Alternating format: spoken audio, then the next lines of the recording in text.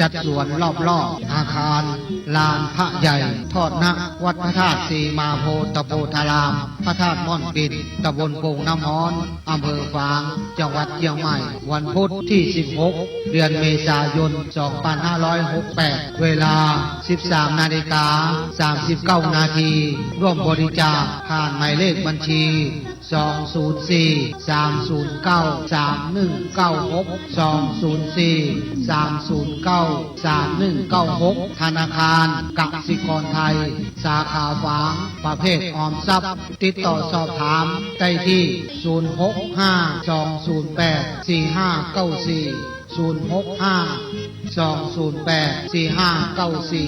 065-208-4594 พระจำเริญโชติธรรมโม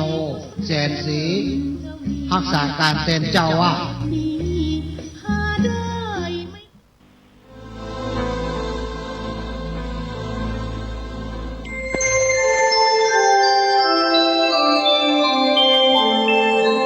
ขณะนี้ท่านกำลังฟังสถานีวิทยุกระจายเสียงพระพุทธศาสนา FM 104.5 เมกะเฮิรตซ์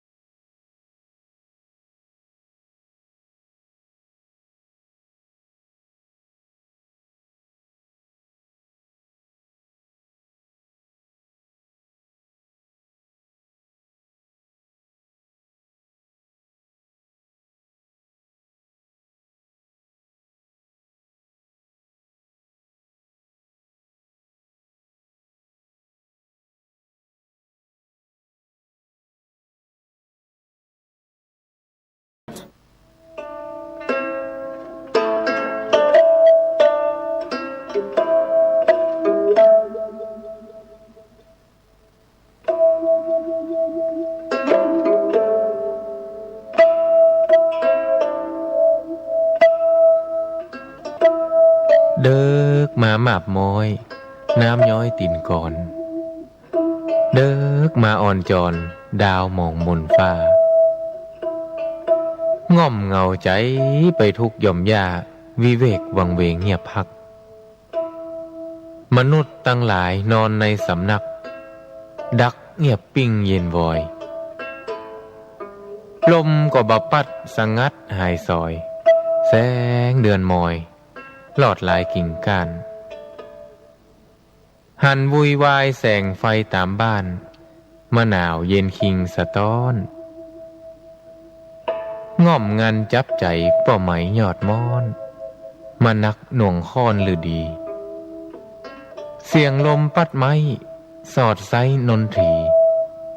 เคล้าเสียงดนตรีกวีข้าวเศร้าดังก้องแสนเสียงสำเนียงคนเท่าดิดเด่งปันเมาสะต้านบ่กึดหาไผหือใจเหี่ยวม่านปล่อยใจว่าอันตุยลมมีปินหัวจ้างแนบข้างประสมสุขแสนอารมณ์บ่ถามใครได้มีปินหัวจ้างแนบข้างประสมสุขแสนอารมณ์บ่ถามใครได้บ่ถามใครได้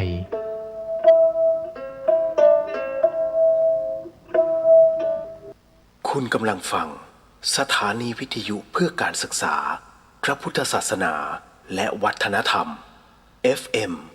104.5 เมกะเฮิรตซ์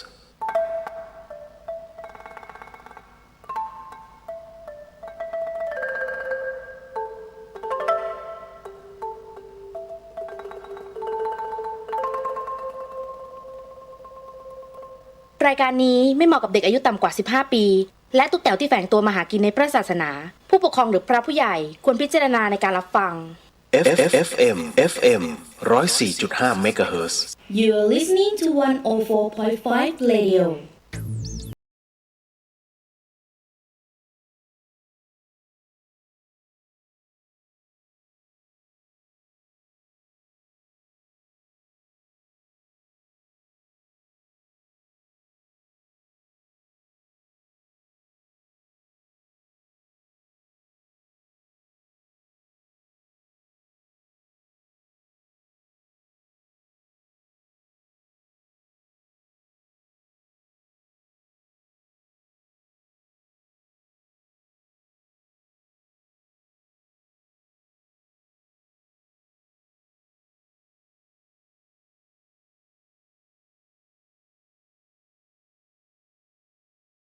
เ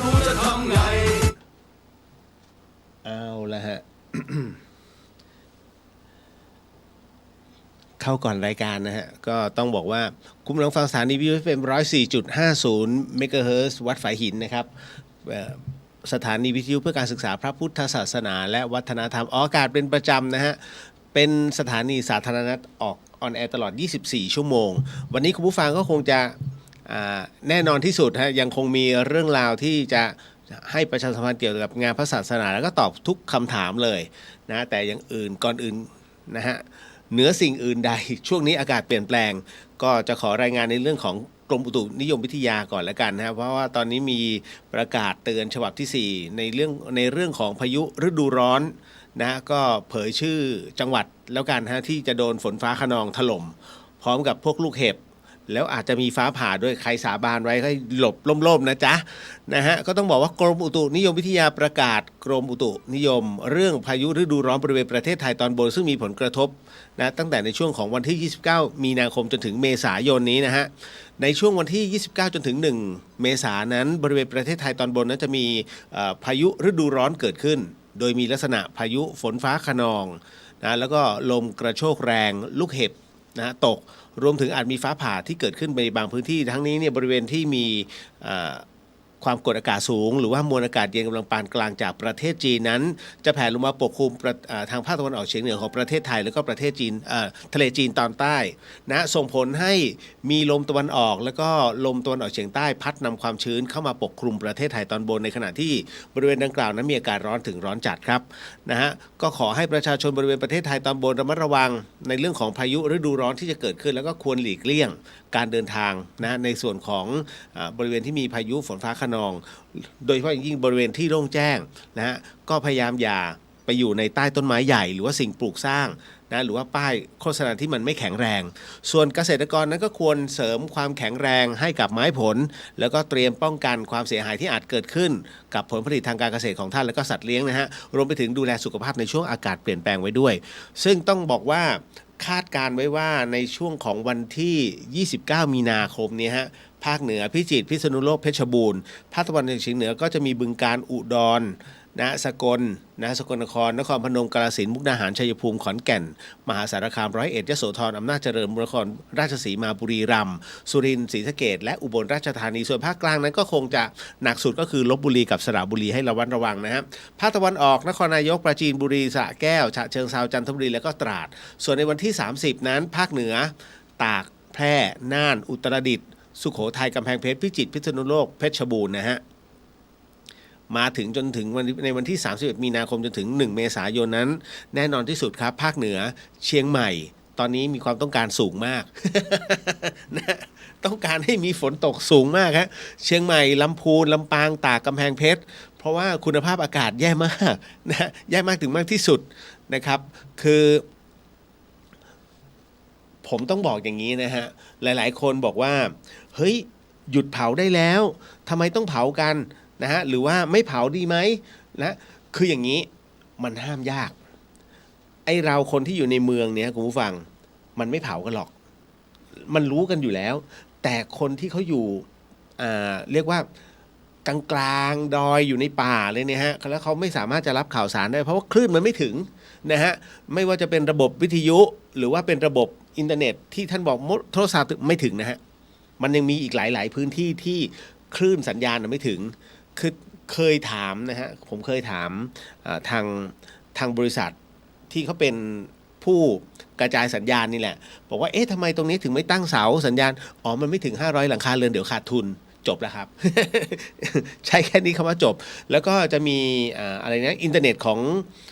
ของรัฐบาลนะที่กสทชไปตั้งบางที่ก็ยังส่งสัญญาณได้บางที่ก็ไปแล้วนะผมบอกแล้วว่างบรัฐน่ะมีแต่เติมให้แต่ไม่มีให้ซ่อมเพราะฉะนั้น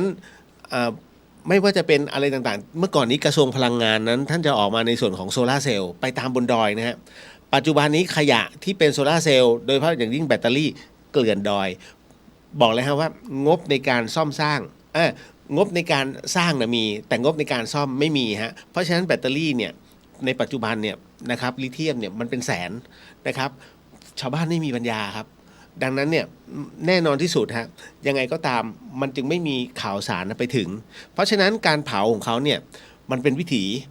ต้องยอมรับนะมันเป็นวิถีคือ1คนเนี่ยมันสมมุติว่า50 ไร่ถึง100 ไร่ชาวดอยนะมีพื้นที่100 ไร่รวยกับเราอีกแต่มันไม่ใช่ไร่ที่แบบว่ามีโฉนดมันเป็นการจับจองดังนั้นเนี่ยนะเขาก็จะปลูกพืชหมุนเวียนไปเรื่อยๆทุกๆ7 ปีแล้วก็พอย้ายเสร็จปุ๊บป่าตัวนี้มันฟื้นเขาก็ไปทำอีกที่หนึ่ง7 ปีแล้วกลับมาทำที่เดิมอย่างเงี้ยฮะไล่เลื่อนลอยแล้วมันจะไม่ให้ร้อนได้ยังไงนะฮะแล้วก็มีรุกเข้าไปบางที่ท่านอาจจะเห็นโอ้ป่าสวยงามจริงเหรอฮะลองบินโดรนดูสิไอ้ตรงที่ท่านน่ะเห็นอยู่เข้าไปประมาณ500 เมตรที่เหลือโล้นหมด เขาเรียกผักชีโรยหน้านะครับแล้วด้วยพื้นที่มันเยอะท่านจะให้เขาตัดไม่ได้ครับ50 ไร่เนี่ยพอตัดเสร็จปุ๊บไปจนถึงที่สุดท้ายไอ้ข้างหน้าขึ้นแล้วมันทำไม่ได้นะครับยังไงก็ทำไม่ได้เพราะฉะนั้นมันมีทางเดียวคือจุดไฟมันก็จะลามขึ้นไฟธรรมชาติไฟก็คือจากล่างขึ้นบนนะไม่ใช่บนลงล่างนะฮะไม่ธรรมชาติของไฟก็คือจุดเนินเขามันลามไปถึงยอดเขานี่แหละนะฮะเพราะฉะนั้นในช่วงนี้หนักมากนะครับไม่รู้จะทำยังไงเหมือนกันแต่ว่าก็ยังอยากให้รณรงค์เรื่องราวเหล่านี้อยู่เรื่อยๆนะครับโดยเฉพาะอย่างยิ่งข่าวสารคือถ้าบางครั้งถ้าท่านไปผมพูดถึงในเชียงใหม่ก่อนนะฮะไม่ว่าจะเป็นณส่วนไหนก็แล้วแต่บางที่เขาอ่านภาษาไทยไม่ออกนะฮะเขาจะมีภาษาถิ่นของเขาเหมือนกันเนี่ยเราไปประกาศห้ามนู่นห้ามนี่เขาฟังไม่ออกนะฮะอย่างพวกปากยอเนี่ยเขาก็จะมีภาษาถิ่นของเขานะฮะอย่างหลายๆที่แล้วกันหลายชนเผ่าถ้าเข้าไปลึกๆเนี่ยเขาจะพูดไทยไม่ค่อยแข็งแรงเมืองก็บางทียังไม่ได้เลยด้วยซ้ำนะฮะแต่ก็เขาจะสื่อสารในรูปแบบของเขานะครับอันนี้ต้องทำความเข้าใจก่อนเนาะก็ถือว่าให้รับรู้นิดหนึ่งมาอีกหนึ่งข่าวแล้วกันฮะก่อนที่ไปเข้าในส่วนของรายการนะครับเพราะว่ามันมีเรื่องราวที่อาจารย์เจตนะครับเด่นดวงบริพันธ์นะครับได้โพสต์ในเรื่องของยาป้ายให้สลบเคยได้ยินใช่ไหมฮะคือยาป้ายให้สลบนะมันมีจริงหรือเปล่าหลังจากที่มีคนโดนตกทองแล้วต้องส่งโรงพยาบาลนะตรงนี้กรณีที่โซเชียลมีเดียนั้นได้มีการโพสต์ภัยนะเตือนภัยในเรื่องของแก๊งป้ายยาหวังรูดทรัพย์ตามงานเทศกาลต่างๆโดยมีการเผยแพร่นะฮะโดยมีการเผยแพร่คลิปเหตุการณ์พร้อมทั้งระบุข้อความโปรดแชร์เตือนภัยรูปแบบใหม่แก๊งป้ายยาหวังรูดทรัพย์ตามงานเทศกาลต่างๆโปรดระมัดระวังกันด้วยนะครับอาการของเหยื่อหลังจากถูกป้ายยานั้นจะมีอาการมึนงงไม่ได้สติตัวเกรงสมองเบลอไม่รู้สึกตัวจนกว่าตัวยานั้นจะจางถึงได้สติแต่จะจำอะไรไม่ได้เหตุการณ์นั้นนะเหตุเกิดที่งานหมอลำคณะดังเมื่อคืนโดยเฉพาะคนที่ใส่สร้อยทองนะฮะที่เหยื่อรู้ตัวว่าโดนป้ายนั้นวิ่งไปหาญาติที่มาดูหมอลำทันท่วงทีและได้แจ้งเจ้าหน้าที่ได้ทันจึงนำตัวส่งโรงพยาบาลเขาชะกันตอนนี้อาการปลอดภัยแล้วครับอย่างไรก็ดีในเวลาต่อมานั้นทางด้านของอาจารย์เจษฎาเด่นดวงบริพันธ์นั้นอาจารย์ประจำคณะวิชาชีววิทยาจุฬาลงกรณ์มหาวิทยาลัยนั้นก็ได้เข้าไปคอมเมนต์ใต้โพสต์ดังกล่าวพร้อมกับทั้งแชร์มาอธิบายประเด็นดังกล่าวผ่าน Facebook เจษฎาเด่นดวงบริพันธ์ระบุเช่นเดียวกันว่าไม่มีหรอกนะครับยาป้ายที่ผิวหนังแล้วทำให้สลบอย่างที่ว่า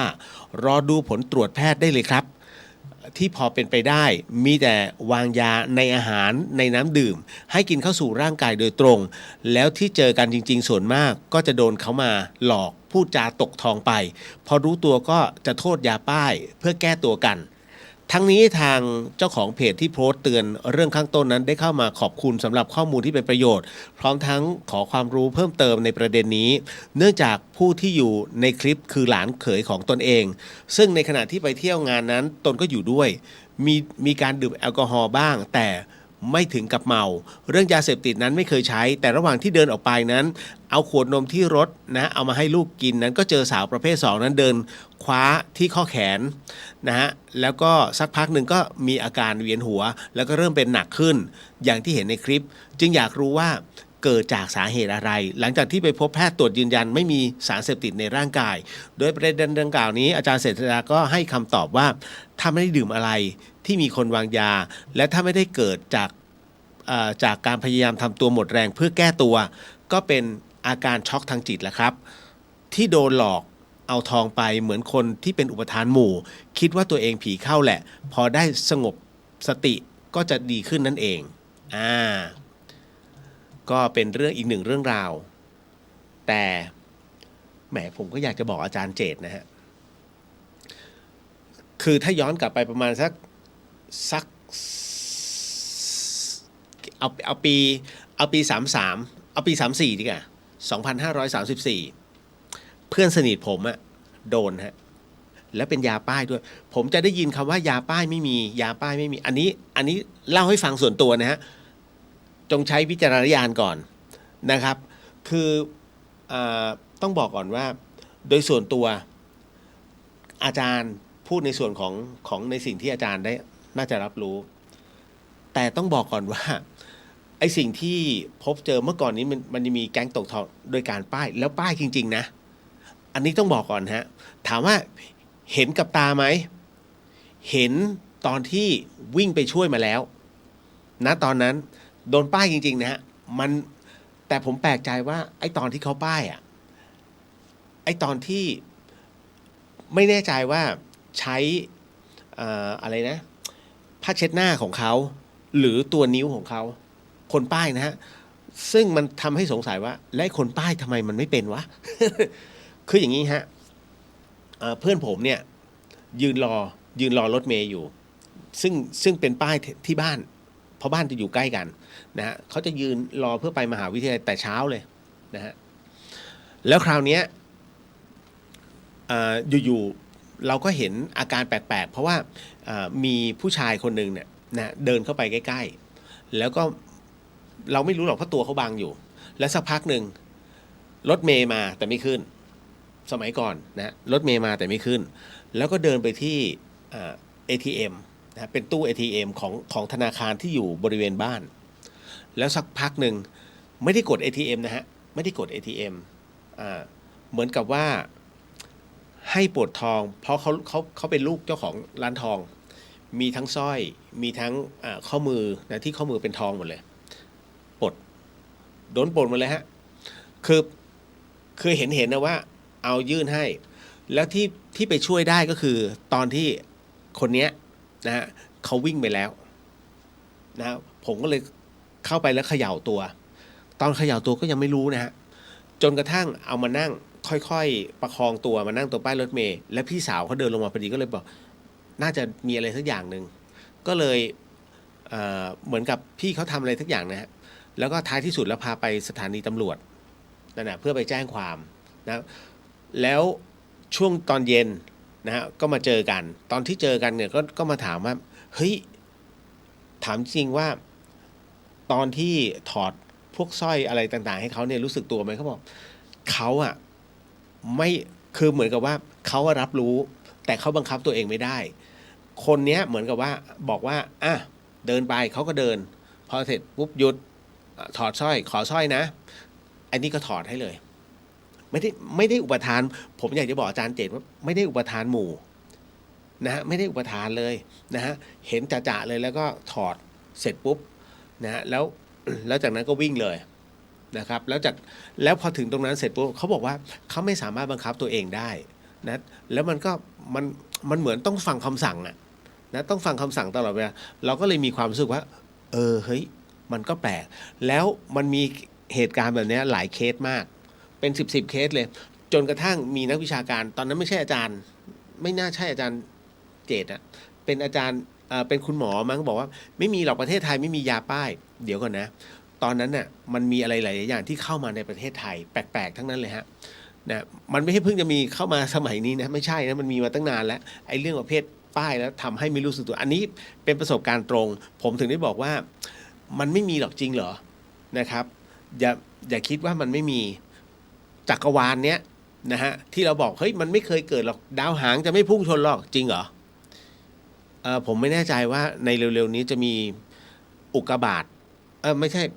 มันเหมือนกับผมไม่แน่ใจว่าเป็นอุกกาบาตหรือว่าเป็นดาวที่เขาวัดแล้วว่ามันจะพุ่งชนโลกแต่ว่า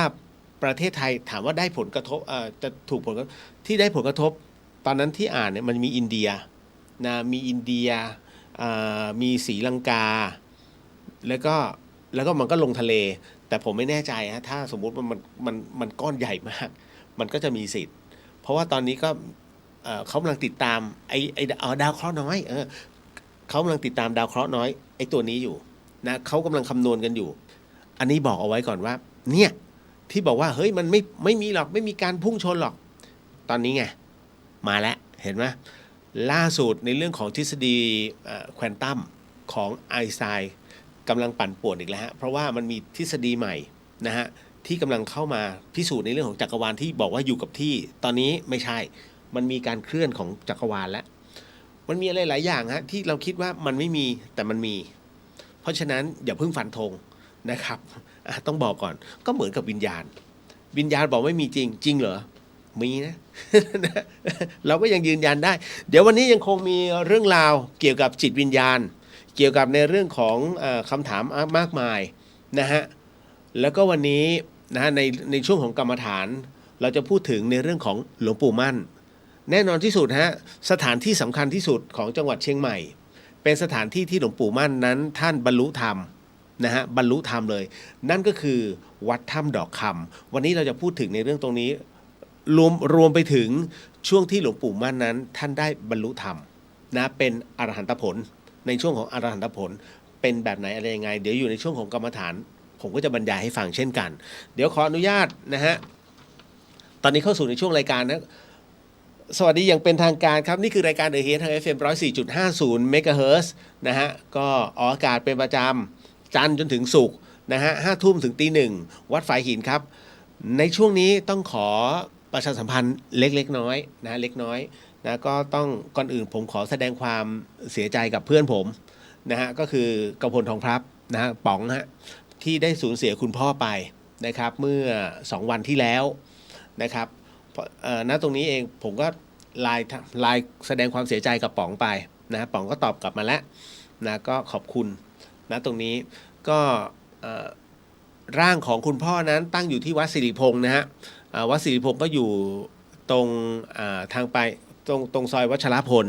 นะถ้าท่านใดอยู่แถวนั้นก็น่าจะเป็นศาลาที่ยิ่งใหญ่ที่สุดนะครับเพราะป๋องเขาก็เต็มที่นะครับคุณพ่อนะเป็นที่รักคือเขาจะมีสองคนพี่น้องผมไม่ใช่น้องป๋อง ป๋องเขาจะมีน้องอีกคนนึงคือเอสนะครับเอสก็จะมีภรรยาซึ่งก็เป็นน้องผมเองนะก็คือทำงานกันมาด้วยกันนะตอนนี้เขาเป็นโค้ชนะฮะเป็นโคชชิ่งในส่วนของเป็นไลฟ์โค้ชก็คือเอสุรัญญาธรรมสุนทรนะครับก็นั่นแหละฮะก็คือเป็นภรรยาของน้องชายของป๋องเขานะฮะ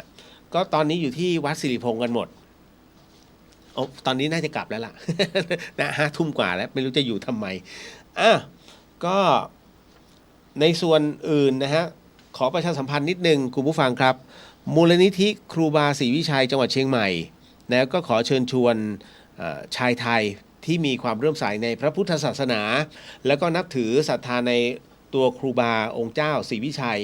ก็ขอเชิญนะฮะสมัครเป็น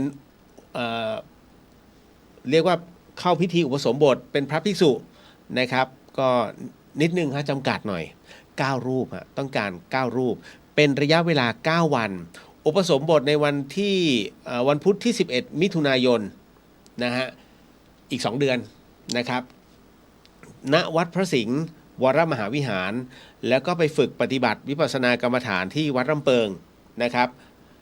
เป็นเวลา9 วันเรียกว่าเป็นรุ่นที่26ชื่อว่ารุ่นร่วมฉลองเชียงใหม่729 ปีนะฮะผู้อุปสมบทนั้นไม่ต้องเสียค่าใช้จ่ายใดๆเลยแล้วก็อาจจะร่วมบริจาคตามแต่มีจิตศรัทธานะผู้สมัครนั้นฟังนะฮะสำหรับชายไทยนะครับที่อยากจะเข้าร่วมในการอุปสมบทครั้งนี้นะฮะก็มันก็จะมีคุณสมบัติอยู่นะโดยประการแรกอายุต้อง20 ปีขึ้นไปต้อง20นะฮะถึงจะเป็นภิกษุไม่เอาตามบัตรประชาชนนะบัตรประชาชนคืออะไร18ใช่ไหมนะ18นั้นลงคะแนนเสียงแต่อันนี้คือ20ฮะต้อง20ขึ้นไปและไม่เกิน45 ปีนะครับห้ามเกิน45 ปีนะฮะ ประการต่อมาก็คือไม่เคยบวชมาก่อนนะก็คือไม่เคยเข้าพิธีบวชเป็นพระมาก่อนนะครับประการที่ 3 ต้องอุปสมบทครบกำหนด9วันนั่นหมายถึงว่าท่านต้องเคลียร์ตัวเองนะครับเคลียร์ตัวเองให้ครบ9วันนะตรงนั้น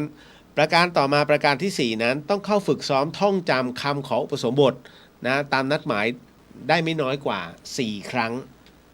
ก็คือมันจะต้องมีบางคนก็ใช้อุกาสะนะอามะพันเตบางคนก็ใช้เอสาหังพันเตนะครับก็มันจะมี2แบบแล้วแต่ท่านจะแต่ส่วนใหญ่ตอนนี้ใช้เอสาหังนะครับประการที่ 5 ต้องไม่มีประวัติอาชญากรรมประการที่ 6 ต้องไม่มีโรคติดต่อร้ายแรงยกตัวอย่างนะฮะโรคติดต่อทั้งหลายแม้กระทั่งโรคจิตก็ห้ามนะฮะคือป่วยทางจิตเนี่ยห้ามเลยนะครับคือตอนที่บวชอาจจะมีสัมปชัญญะที่ดีแต่มาแสดงอาการหลังจากบวชไปแล้วอันนี้สึกเลยนะครับเพราะถือว่าอันนี้คือไม่สามารถจะบวชได้นะประการสุดท้ายข้อที่ 7 คือต้องไม่มีรอยสักบนร่างกายในส่วนที่ทำให้เสียภาพลักษณ์ของการเป็นพระภิกษุยังไงง่ายๆเวลาพระเนี่ยอยู่ในชุดลำลองเนี่ยจะเป็นอังสะก็จะพาดคือเปิดไหล่ขวาถ้าท่านสักไหล่นะตั้งแต่ไหล่ขวาลงไปเนี่ยเป็นลายโอ้โหสีพ้อยเลยเรียบร้อย เรียบร้อยนะอันเนี้ยมันไม่สามารถคือจริงๆคำว่ารอยสักที่ใหญ่จนเกินไปมันมีในพระวินัยอยู่แล้วห้ามบวชแต่ถ้าเป็นเหมือนกับที่เป็นลายรูปหงส์บ้างเป็นรูปยันที่เข้มขังอะไรเงี้ยคือมันเป็นยันนักรบทั้งหลายทั้งปวงอันนี้ไม่มีปัญหาแต่ถ้าแบบลายแบบทัตทูเลยใหญ่ไม่ได้นะครับอันนี้ก็บอกไว้ก่อนผู้สนใจนั้นสอบถามรายละเอียดแล้วก็สมัครได้โดยตรงที่คุณพยูนมีทองคำซึ่งเป็นประธานกรรมการมูลนิธิครูบาศรีวิชัยจังหวัดเชียงใหม่เอาโทรศัพท์เดี๋ยวบอกไว้ให้ก่อนนะฮะโทรศัพท์ก็คือ089 700 7939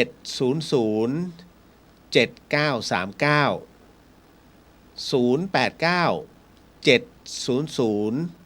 7939ตั้งแต่บัดนี้เลยจนถึงวันศุกร์ที่30พฤษภาคมในเวลาราชการนะครับอันนี้ก็ขอประชาสัมพันธ์ไว้ไม่ต้องเสียปัจจัยใดทั้งสิ้นบวชฟรีบวชฟรีอันนี้นะครับเพราะเป็นโครงการ9รูปเท่านั้น9รูปเท่านั้นนะครับ9รูป9วันบวชได้ด้วยเหรอ9วันปกติมันต้อง15วันไม่ใช่เหรออย่างน้อยอันนี้ไม่ทราบอันนี้ผมบ่นนะและผมเป็นอะไรที่เน้นในเรื่องของลิขิตของสมเด็จพระสังฆราชซะด้วยสินะฮะเอาละก็อันนี้หมดลงมาในเรื่องราวส่วนตัวมั่ง ส่วนตัวมีอะไรจริงๆแล้วเนี่ยต้องบอกว่าเดี๋ยวรายงานความคืบหน้าก่อนนะฮะว่าพระภิกษุสามเณรวัดฝายหินทำอะไรกันบ้างนะฮะในช่วงอากาศร้อนๆแบบนี้มันหายใจไม่ออกนะฮะผมยังแสบจมูกเลยนะครับก็ในส่วนของพระภิกษุกับสามเณรก็คือตอนนี้มันมีไม้แห้งอยู่ตรงประตูเขาเรียกบันไดพญานาคนะฮะก็ช่วยชาวบ้านนะในส่วนของการนำเอาไม้แห้งอันนั้นลงเพราะว่ามันจะโค่นแล้วที่สำคัญก็คือว่าเดี๋ยววันที่ในช่วงเทศกาลสงกรานต์นะฮะตรงหมู่บ้านก็จะมีงานแล้วที่สำคัญก็คือในวันที่21นะฮะ21 เมษายนเป็นวันที่มรณภาพของครูบาโสภานะครับครูบาหลวงวัดฝายหินก็จะเป็นทุกๆปีนะฮะจะเป็นงานประจำปีนะซึ่งปีนี้ไปตรงกับวันจันทร์นะครับวันจันทร์ที่21นะครับเมษายนทุกปีก็จัดให้มีการส่งน้ำนะฮะพระธาตุนะส่งน้ำพระธาตุขององค์ครูบาแล้วเราก็จะมีงานประจำปีเขาเรียกว่าเป็นการตอนนี้กำลังจะเปิดรับแต่ยังไม่ได้เปิดรับเป็นทางการนะประเภทนักแม่นปืนมีรางวัลให้ปืนในที่นี้ไม่ใช่ปืน หนังกระติกฮะ ถ้าภาคกลางนะฮะกับภาคอีสานเราจะรู้ว่านี่คือการแข่งขันยิงหนังสติ๊กฮะมือปืนหนังสติ๊กที่เป็นง่ามไม้อะนะฮะแล้วยิงภาษาเหนือเขาเรียกยิงกงตอนแรกผมงงอะไรวะกง แข่งขันยิงกงนะครับก็จะมีเป็นประเภทเดี่ยวกับประเภทเป็นประเภททีมกับประเภทเดี่ยวเหมือนโอลิมปิกไหม เหมือนซีเกมนะฮะก็จะเป็นการแข่งขันนะฮะปีนี้เป็นปีที่2นะฮะก็จะมีการละเล่นอะไรพอสมควรมากมายนะอันนี้ก็เรียนเชิญเรียนเชิญนะครับแล้วก็จะมีรถแฟนซีนะครับเป็นการจัดประกวดรถแฟนซีเป็นรถถีบนะฮะเป็นรถถีบนะครับแบบเต็มที่อ่ะแล้วแต่เขานะฮะใครอยากจะลงแข่งก็จัดเต็มให้มันไหลลงมาเป็นพลังธรรมชาติไม่มีเครื่องยนต์นะฮะห้ามมีเครื่องยนต์ นะฮะก็ขอเชิญฮะบ้านฝายหินในวันที่21นะครับนะเมษายนก็ส่วนพระเนนนอกจากตัวนี้เสร็จปุ๊บก็เดี๋ยวไม่แน่ใจว่าไม่วันพรุ่งนี้ก็วันเสาร์ปฏิบัติการต่อห้องน้ำฮะต้องทำค่อยๆทำนะมีปัจจัยก็ทำนะฮะเหลือเท่าไหร่เราก็ทำนะห้องน้ำนะครับตอนนี้โครงขึ้นแล้วเดี๋ยวถ้ามีการเพิ่มเติมผมจะถ่ายรูปอีกรอบหนึ่งแต่ผมว่าจะไม่อยู่ในวันจันทร์ที่จะถึงนี้เป็นต้นไปจะกลับมาอีกทีก็นู่นเกือบสงกรานต์เพราะว่าต้องพาคณะไปกราบพระแม่ครูบาอาจารย์ที่อีสานนะฮะอันนี้เรียนทุกท่านไปก่อนนะบอกจะมาที่วัดฝายหินที่เชียงใหม่เนี่ยนะวัตถุประสงค์ผมแนะนำว่าให้มาหาพระอาจารย์ท่านพระครูสมุวิศวรคิโจซึ่งท่านเป็นเจ้าอาวาสนะให้มากราบหลวงปู่ครูบาหลวงผมว่าเป็นแค่ออปชั่นเสริมไม่จำเป็นต้องเจอก็ได้นะยังไงก็ถ้าสงสัยหรืออะไรก็ตามเนี่ยก็เข้าไปใน Messenger นะครับแล้วก็ตอบได้ก็จะตอบคำถามให้ตลอดนะฮะสงสัยตัวไหนก็จะตอบไปแต่ถ้าให้ว่างจริงๆเนี่ยมันยากมากพระเนนจะรู้นะฮะว่าไปนานไหม นะไม่ใช่คิดถึงนะประมาณว่าไม่มีใครเหมือนกับว่าคอยคือถ้าท่านต้องการตรงนี้ถ้าผมอยู่เอาเลยหลวงพี่มีงบ มีงบไปจัดการนะมันก็เป็นการเหมือนกับช่วยท่านซัพพอร์ตให้เร็วที่สุดในเรื่องของการทำงานตอนนี้การพัฒนาเนี่ยมันเริ่มไปพร้อมๆกันแต่ก็จะให้จบเป็นจุดก็คิดว่าก่อนสงกรานต์น่าจะเสร็จนะฮะเป็นจุดไปนะอันนี้ต้องเรียนเอาไว้นะว่าการทำงานของคณะพระสงฆ์นะฮะแล้วก็สามเณรของวัดฝายหินประมาณนี้ส่วนน้องๆที่จะเป็นจิตอาสาแล้วก็จะมาร่วมนะตรงนี้ฮะเดี๋ยวจะมีการทำแนวกันไฟนะครับอีกรอบหนึ่งนะครับด้านบนเพราะว่าตอนนี้ที่ต้องบอกว่าไอ้ AQR เนาะ AQR มันจะบันทึกเอาไว้เลยว่าตำบลสุเทพเนี่ยมันอยู่ในอันดับ7นะคืออากาศเสีย171นะถ้าจำไม่ผิดนะ171นะของ AQR นะครับก็มันก็สุ่มเสี่ยงนะสำหรับการที่เวลาไฟมันลามก็กลัวอยู่เหมือนกันนะอันนี้ต้องขอประชาสัมพันธ์นิดนึงแล้วกันอันนี้ประชาสัมพันธ์แบบสดๆนะพ่ออุ้ยแม่อุ้ยนะครับแล้วก็พี่น้องหมู่เฮาช่วงนี้นะครับถ้ากวาดใบไม้เอาไปกองไว้ก่อนนะก็จะดีมากแล้วก็ท่านหาบ่อเปล่าๆเนี่ยเอาไอ้เนี่ยเอาใบไม้ของท่านเนี่ยแล้วกิ่งไม้เนี่ยเอาหักสับแล้วก็วางเอาใส่ไว้ในตรงบ่อนั้นก่อนนะฮะแล้วหลังจากนั้นถ้ามีขี้วัวเอาขี้วัวใส่ไปมีขี้หมาใส่ไปนะฮะทุกอย่างแล้วจากนั้นเนี่ยนะครับ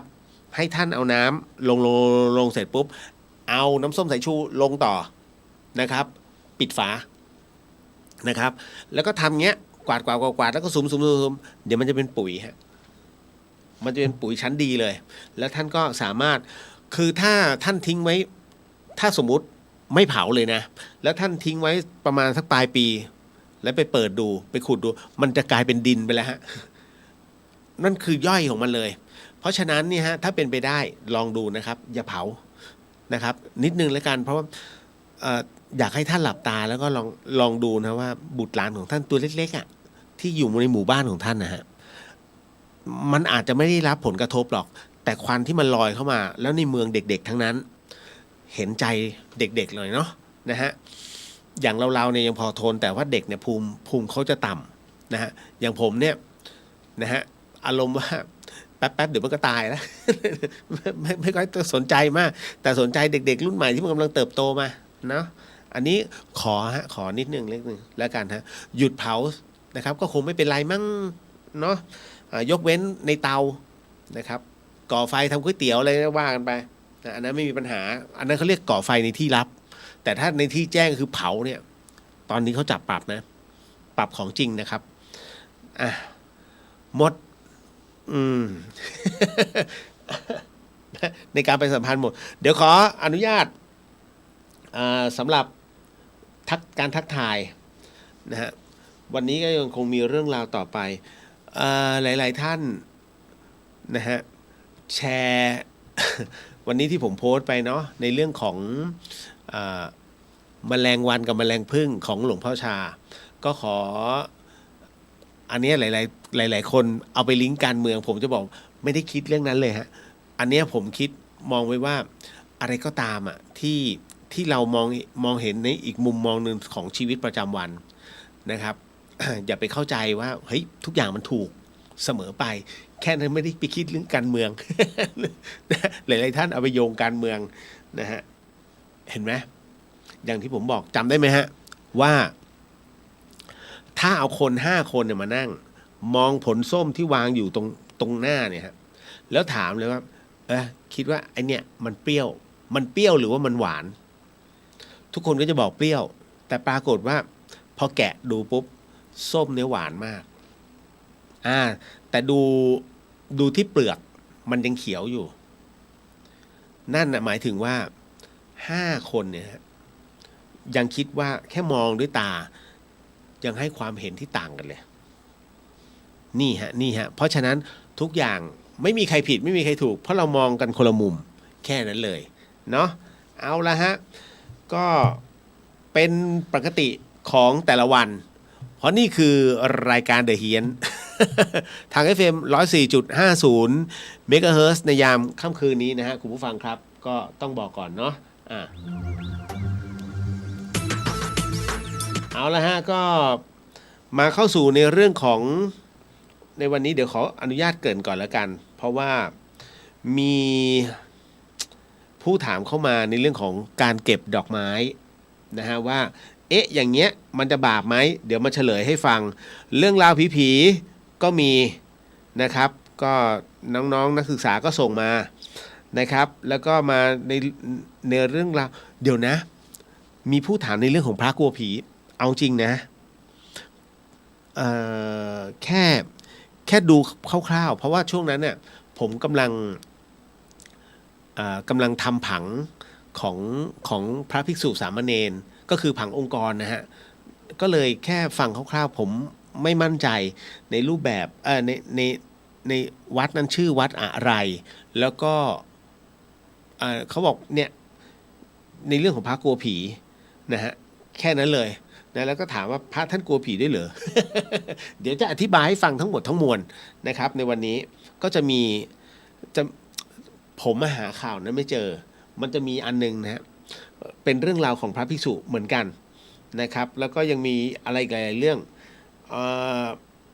โอเคนะจะมีถามในเรื่องของพระเข้ากรรมเนาะเอาละมีผู้ถามมาเหมือนเดิมอีกแล้วในเรื่องของคาถาเห็นไหมครั้งที่แล้วที่ผมบอกคาถาถอนของนะครับว่าเขาเหมือนกับถูกของแล้วก็อยากได้พระคาถาเอาไปทำน้ำมนต์คือท่านเดี๋ยวผมจะบอกก่อนนะฮะว่าคำว่าน้ำมนต์เนี่ยหมายถึงว่าน้ำที่ผ่านการอธิษฐานอย่าใช้คำว่าพระเราไปติดคำว่าพระท่านมีศีลเป็นที่ตั้งถามว่าแล้วเราล่ะถ้าท่านคิดว่าท่านมีศีลนะฮะเพียงพอในเรื่องของการอธิษฐานท่านก็ทำเองได้เพราะฉะนั้นเราผู้เป็นปุถุชนคนธรรมดาเอาแค่ศีล 5 ท่านสมทานศีลห้านะพอสมทานศีลห้าครบปุ๊บให้ท่านนั่งสมาธิแป๊บหนึ่งมันจะมีช่วงของจิตที่ท่านจะสงบพอท่านนั่งสมาธิจนสงบแล้วมันจะมีตัวรู้เนี่ยเขาเรียกว่าผู้รู้ไอ้ตัวผู้รู้เนี่ยมันจะบอกว่าเริ่มอธิษฐานได้นั่นคือความพร้อมท่านจงเชื่อจิตนั้นว่าเราพร้อมแล้วอย่าไปลังเลมันจะได้หรือมันจะทำได้หรือเราทำเองได้เขาเรียกว่ามันติดนิวรณ์พอมันติดข้อสงสัยปุ๊บไม่เกิดผลฮะไม่ต้องจงมั่นใจเพราะท่านจะเห็นไหมฮะว่าพ่อแม่ครูบาอาจารย์หรือว่าพระที่ท่านปลุกเสกอธิษฐานจิตเนี่ยจริงๆท่านไม่ได้ทำอะไรเลยนะฮะท่านแค่นั่งแล้วก็คืออย่างนี้ที่ท่านมองเห็นว่าท่านนั่งสมาธินะครับแล้วก็หลับตาแล้วท่านทำอะไรหรือเปล่าแล้วท่านนั่งสมาธิถ้าสมาธิเนี่ยไม่มีสมาธิแล้วพลังจะไปอยู่กับกองพระที่ปลุกเสกเหรอที่พุทธาภิเษกเหรอเห็นไหมฮะจะมีพระอยู่ชุดใหญ่ที่คอยสวดมนต์จะมีพระอีก4รูปที่นั่ง4ทิศแล้วคอยนั่งอธิษฐานจิตแล้วท่านทำอะไรสงสัยกันใช่ไหมผมก็สงสัย ผมก็เลยคืองี้ผมเนี่ยเป็นนักสงสัยครั้งหนึ่งผมเคยถามหลวงปู่บุญมานะฮะเมื่อก่อนท่านอยู่วัดบ้านแก้งจำได้ไหมหลวงปู่บุญมาที่ผมเล่าให้ฟังว่าถือเหรียญแล้วท่านจะเอามีดเฉือนหลวงปู่ตอนที่นั่งสมาธิอะไรพวกเนี้ยแล้วเราจะทำไงให้จิตนั้นมันไปลงกองข้างหน้าท่านก็บอกว่าจริงๆมันไม่ได้มีอะไรมาก1เรามางานอะไร2วัตถุนั้นตั้งอยู่ตรงไหนนะฮะ3ให้เพ่งด้วยจิตที่เรานั่งสมาธิอยู่ตรงนั้นแค่ระลึกถึงตัวพลังนั้นก็จะไปตรงนั้นแค่นั้นเนี่ยฮะหลวงปู่บอกอธิบายแค่นี้ดังนั้นตอนที่ท่านนั่งสมาธิเนี่ยฮะท่านจะนิ่งมากพอนิ่งเสร็จปุ๊บเนี่ยในเรื่องของการบริกรรมนั้นก็คือส่วนหนึ่งแต่จิตเนี่ยมันทำงานครั้งเดียวมันทำงานทีละอย่างฮะมันไม่ใช่ทำงานพร้อมกัน2ไม่ใช่ฮะมันจะทำงานตรงนี้เพียงแต่ที่ท่านคิดว่ามันทำงาน2อย่างเพราะความรู้สึกของท่านมันคิดได้2อย่างหรือ3อย่างด้วยซ้ำจริงๆไม่ใช่จิตจะทำงานทีละอย่างแล้วก็พักไปแล้วก็มาอีกอย่างหนึ่งแล้วก็พักไปแล้วอีกอย่างหนึ่งประมาณนี้เลยฮะนี่คือการทำงานของจิตนะหลวงปู่ท่านก็เลยบอกว่าแค่เรามีตรงนี้เสร็จปุ๊บแล้วก็นั่งเท่านั้นฮะพลังมันจะไปเองและหลวงปู่บุญมาเนี่ยถ้าพลังไม่เต็มไม่ลุกฮะต่อให้ 3-4 ชั่วโมงก็ไม่ลุกโอ้โหท่านนั่งนิ่งมากนั่นนะฮะมันเป็นอะไรที่เราได้รับรู้ว่าตอนที่ผมทำน้ำมนต์นะครับที่กุฏิเลยนะแล้วหลายๆท่านเอาไปแล้วมันได้ผลเพราะผมใช้สูตรของหลวงปู่อันนี้ก็เลยบอกไว้ก่อนว่าถ้าท่านเอาพระคาถาที่ผมให้ไปแล้วก็ลองไปทำเองแล้วก็เพ่งดูก่อนเอาตั้งไว้ข้างหน้าแล้วก็เพ่งดูเราอยากให้น้ำตรงนี้เป็นน้ำมนต์เพื่อใช้อาบชำระในส่วนของคุณไสยต่างๆที่เราคิดว่าเราโดนแต่ถ้ามันไม่มีก็ถือว่าล้างเอาสิ่งไม่ดีออกไปก็แค่นั่งเสร็จปุ๊บเนี่ยท่านก็นั่งหลับตาแล้วก็อธิษฐานนะอธิษฐานไปก่อนนะว่าขอให้น้ำเนี้ยนะครับเป็นน้ำที่ชำระร่างกายของเราให้ปราศจากมลทินต่างๆออกไปนะสิ่งไม่ดีให้เอาออกไปแล้วก็นั่งสมาธิเลยฮะมันก็จะไปของมันนะครับอีกรอบใช่ไหม ใช่ไหมได้งั้นเดี๋ยวอีกรอบนะฮะจดก็จดไปนะครับไม่ว่ากันแต่พูดครั้งเดียวนะครับให้เตรียมตัวก่อน พร้อมเลยนะเขียนไปก่อนเลยพระคาถาถอนคุณไสยนะโม3จบนะฮะตั้งนะโม3จบพระคาถามีอย่างนี้ฮะนะโมเมสุขโตนะโมเมโสปตินะโมสุขโตโหติ สัญญตาจะสัมภวาปัจจุบันนาปัญจพุทธาตินะโมสุขโตจะอะนาคะตาเขียนตรงตัวเลยนะฮะนะมามิหังสัพเพเทวา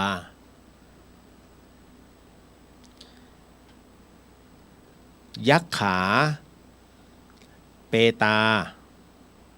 ภูตาปริตาปะโลกตาอัคคเนวาติจบนะฮะก็ พอตั้งนะโมเสร็จปุ๊บก็ว่าเลยฮะนะโมเมไปนะโมเมสุขโตเนี่ยฮะจนถึงอัคคเนวาตินะแล้วก็จบจากนั้นก็ท่านก็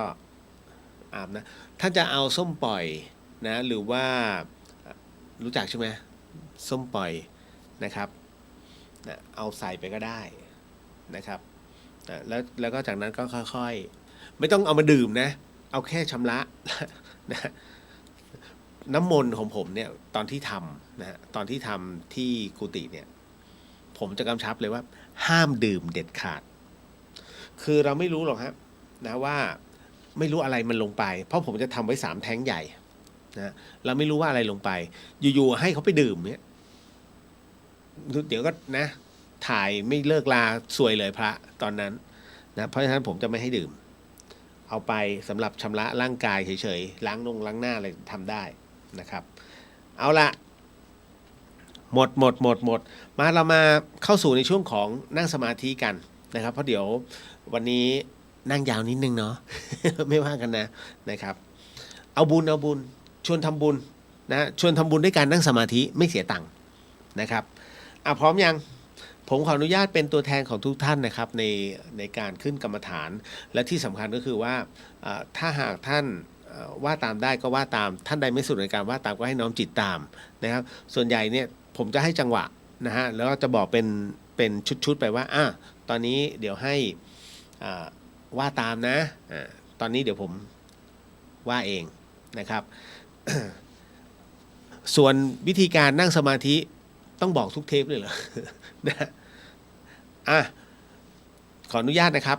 เราขอเริ่มกันก่อนเลยแล้วกันนะสาธุ นะโมตัสสะภะคะวะโตอะระหะโตสัมมาสัมพุทธัสสะ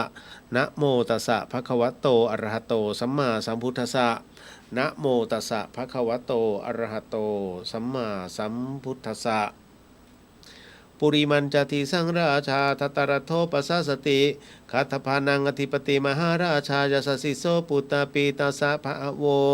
ธัมมานา มหาพลายทิมันโตชุติมันโตวันวันโตยสัทธิโนโมธัมมานาทังสุ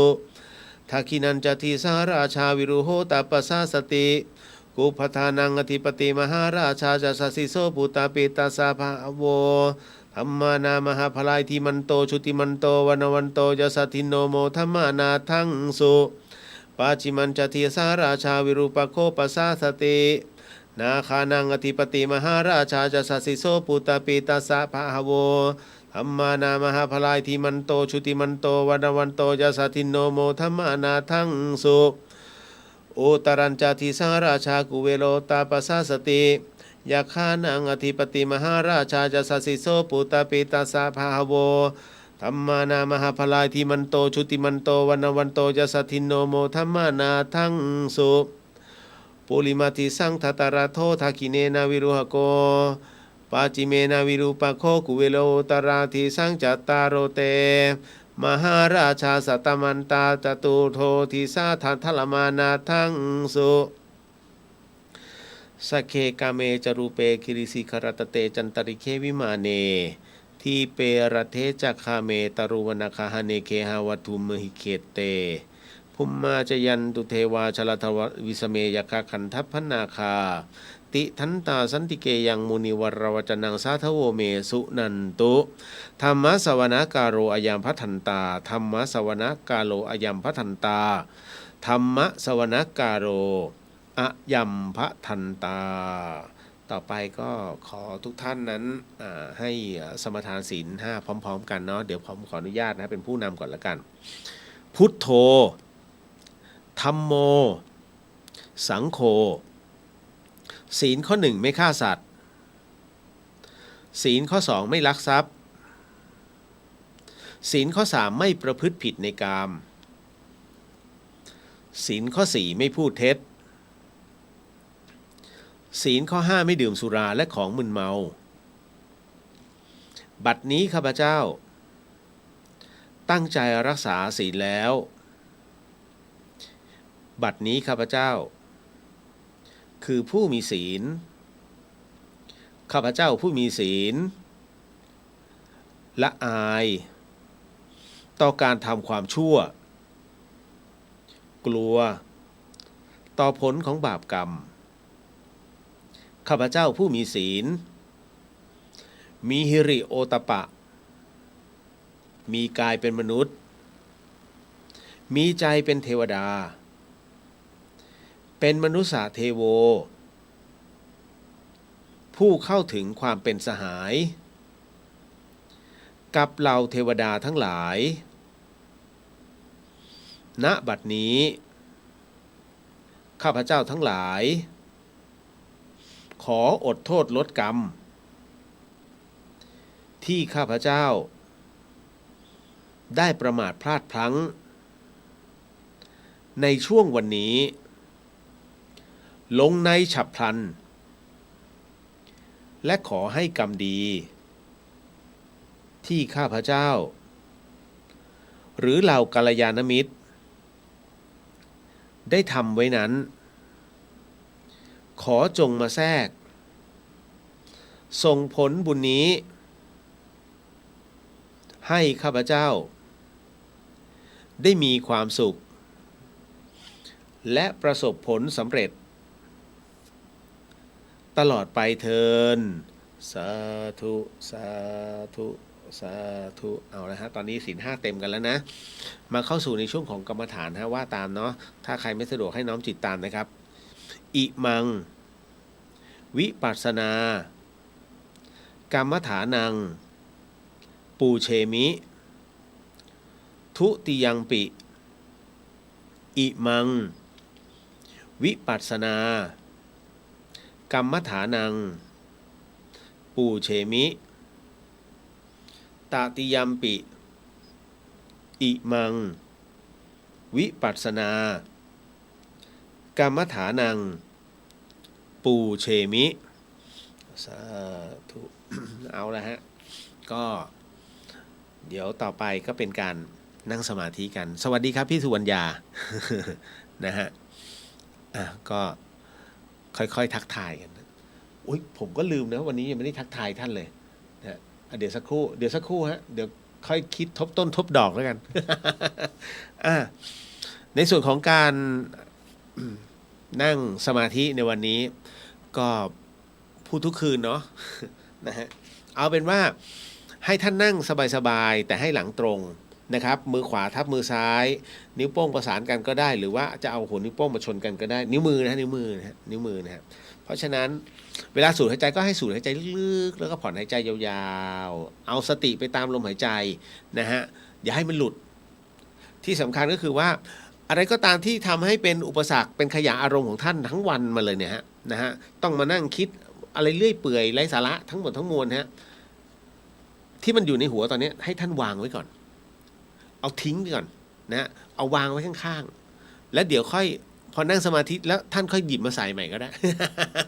วางไว้ก่อนนะฮะอะไรที่ต้องเป็นแผนการในอนาคตก็ให้วางไว้ก่อนอย่าเพิ่งเอาแค่ปัจจุบันนี้แค่นั้นเลยนะแล้วท่านจะมีความรู้สึกว่ามันโล่งโปร่งสบายนะฮะนี่คือคร่าวๆนะครับเพราะฉะนั้นแต่ท้ายที่สุดแล้วเนี่ยท่านจะบริกรรมพุทโธก็ได้นะมาพะทะก็ได้ยุบหนอพองหนอก็ได้ นะครับหรืออะไรก็แล้วแต่ท่านแต่ท้ายที่สุดแล้วเนี่ยมันจะไม่มีการบริกรรมเกิดขึ้นเลย ในเมื่อเราตามลมหายใจตลอด เนื่องจากว่าณตรงนี้นะครับเราไม่ได้อยู่ในห้องในการปฏิบัติธรรมในการทำสมาธิด้วยกัน เนื่องจากว่าผมเนี่ยที่นั่งอยู่นี่คือห้องส่งรายการวิทยุนะครับไม่สามารถจะปล่อยให้ช่วงเวลาตรงนี้มันเงียบและออนแอร์แล้วก็ให้มันเดดแอร์ได้ก็เลยต้องขออนุญาตในการที่บรรยายธรรมไปด้วยและเรื่องราวในวันนี้เกี่ยวกับหลวงปู่ใหญ่ก็คือองค์หลวงปู่มั่นภูริทัตโตนะฮะก็อย่างน้อยเวลามันมีเสียงแทรกท่านมาอะไรอย่างเงี้ยฮะจิตมันจะไปตามนะฮะแต่ถ้ามันจะไม่กลับเนี่ยมันก็คงไม่ได้หรอกเพราะท่านมาร์กไว้แล้วมาร์กลมหายใจไว้นะฮะที่สะดือแล้วอย่างน้อยจะมีเสียงผมอะนะฮะที่อ่านบทบรรยายตรงนี้ขึ้นมาแล้วให้ท่านนะตามกลับมาแล้วเดี๋ยวมันก็จะกลับไปตามลมหายใจเนาะเอาละฮะถ้าพร้อมแล้วก็ค่อยๆหลับตานะค่อยๆหลับตาลงสูดหายใจลึกๆนะผ่อนลมหายใจออกท่านเชื่อไหมว่าน่าจะมีผมที่เดียวที่บอกอ้าวพร้อมนะอ้าวหลับตาที่อื่นไม่มีบอกนะนั่งก็นั่งเลยนั่งสมาธิไม่มีคือที่ผมต้องบอกเนี่ยเพราะว่าอยากให้ทำพร้อมๆกันนะเมื่อไหร่ก็ตามที่เราได้เริ่มทำนะครับเมื่อนั้นเราจะรู้ทันทีว่าจิตเราเนี่ยมันนิ่งตั้งแต่เมื่อไหร่นิ่งเร็วตอนไหนมันต้องรู้ทุกขณะจิตนั่งหลับตาไม่ให้นั่งหลับนะนั่งหลับคือไม่ใช่สมาธิมันคืออาการยอมแพ้ต่อความง่วงแต่ถ้าท่านพิจารณาลมหายใจไปด้วยเข้าออกเข้าและออกอย่างเงี้ยฮะคือการนั่งสมาธิเป็นการพิจารณานะเอาละฮะก็ต้องบอกว่าในเรื่องราวตัวนี้มันเกิดขึ้นเมื่อปี 2478 นะครับซึ่งเป็นสถานที่เราก็รับรู้กันนะฮะว่าเป็นสถานที่ที่องค์หลวงปู่มั่นนั้นท่านบรรลุธรรมเป็นอรหันต์นะครับอย่างเต็มตัวตรงนี้หลวงปู่ชอบฐานสโมท่านพักภาวนาอยู่กับองค์หลวงปู่มั่นภูริทัตโตณที่ถ้ำดอกคำนะบ้านสหกรณ์ตำบลน้ำแพร่อำเภอพร้าวจังหวัดเชียงใหม่ในคืนนั้นเวลาประมาณตี 3 กว่า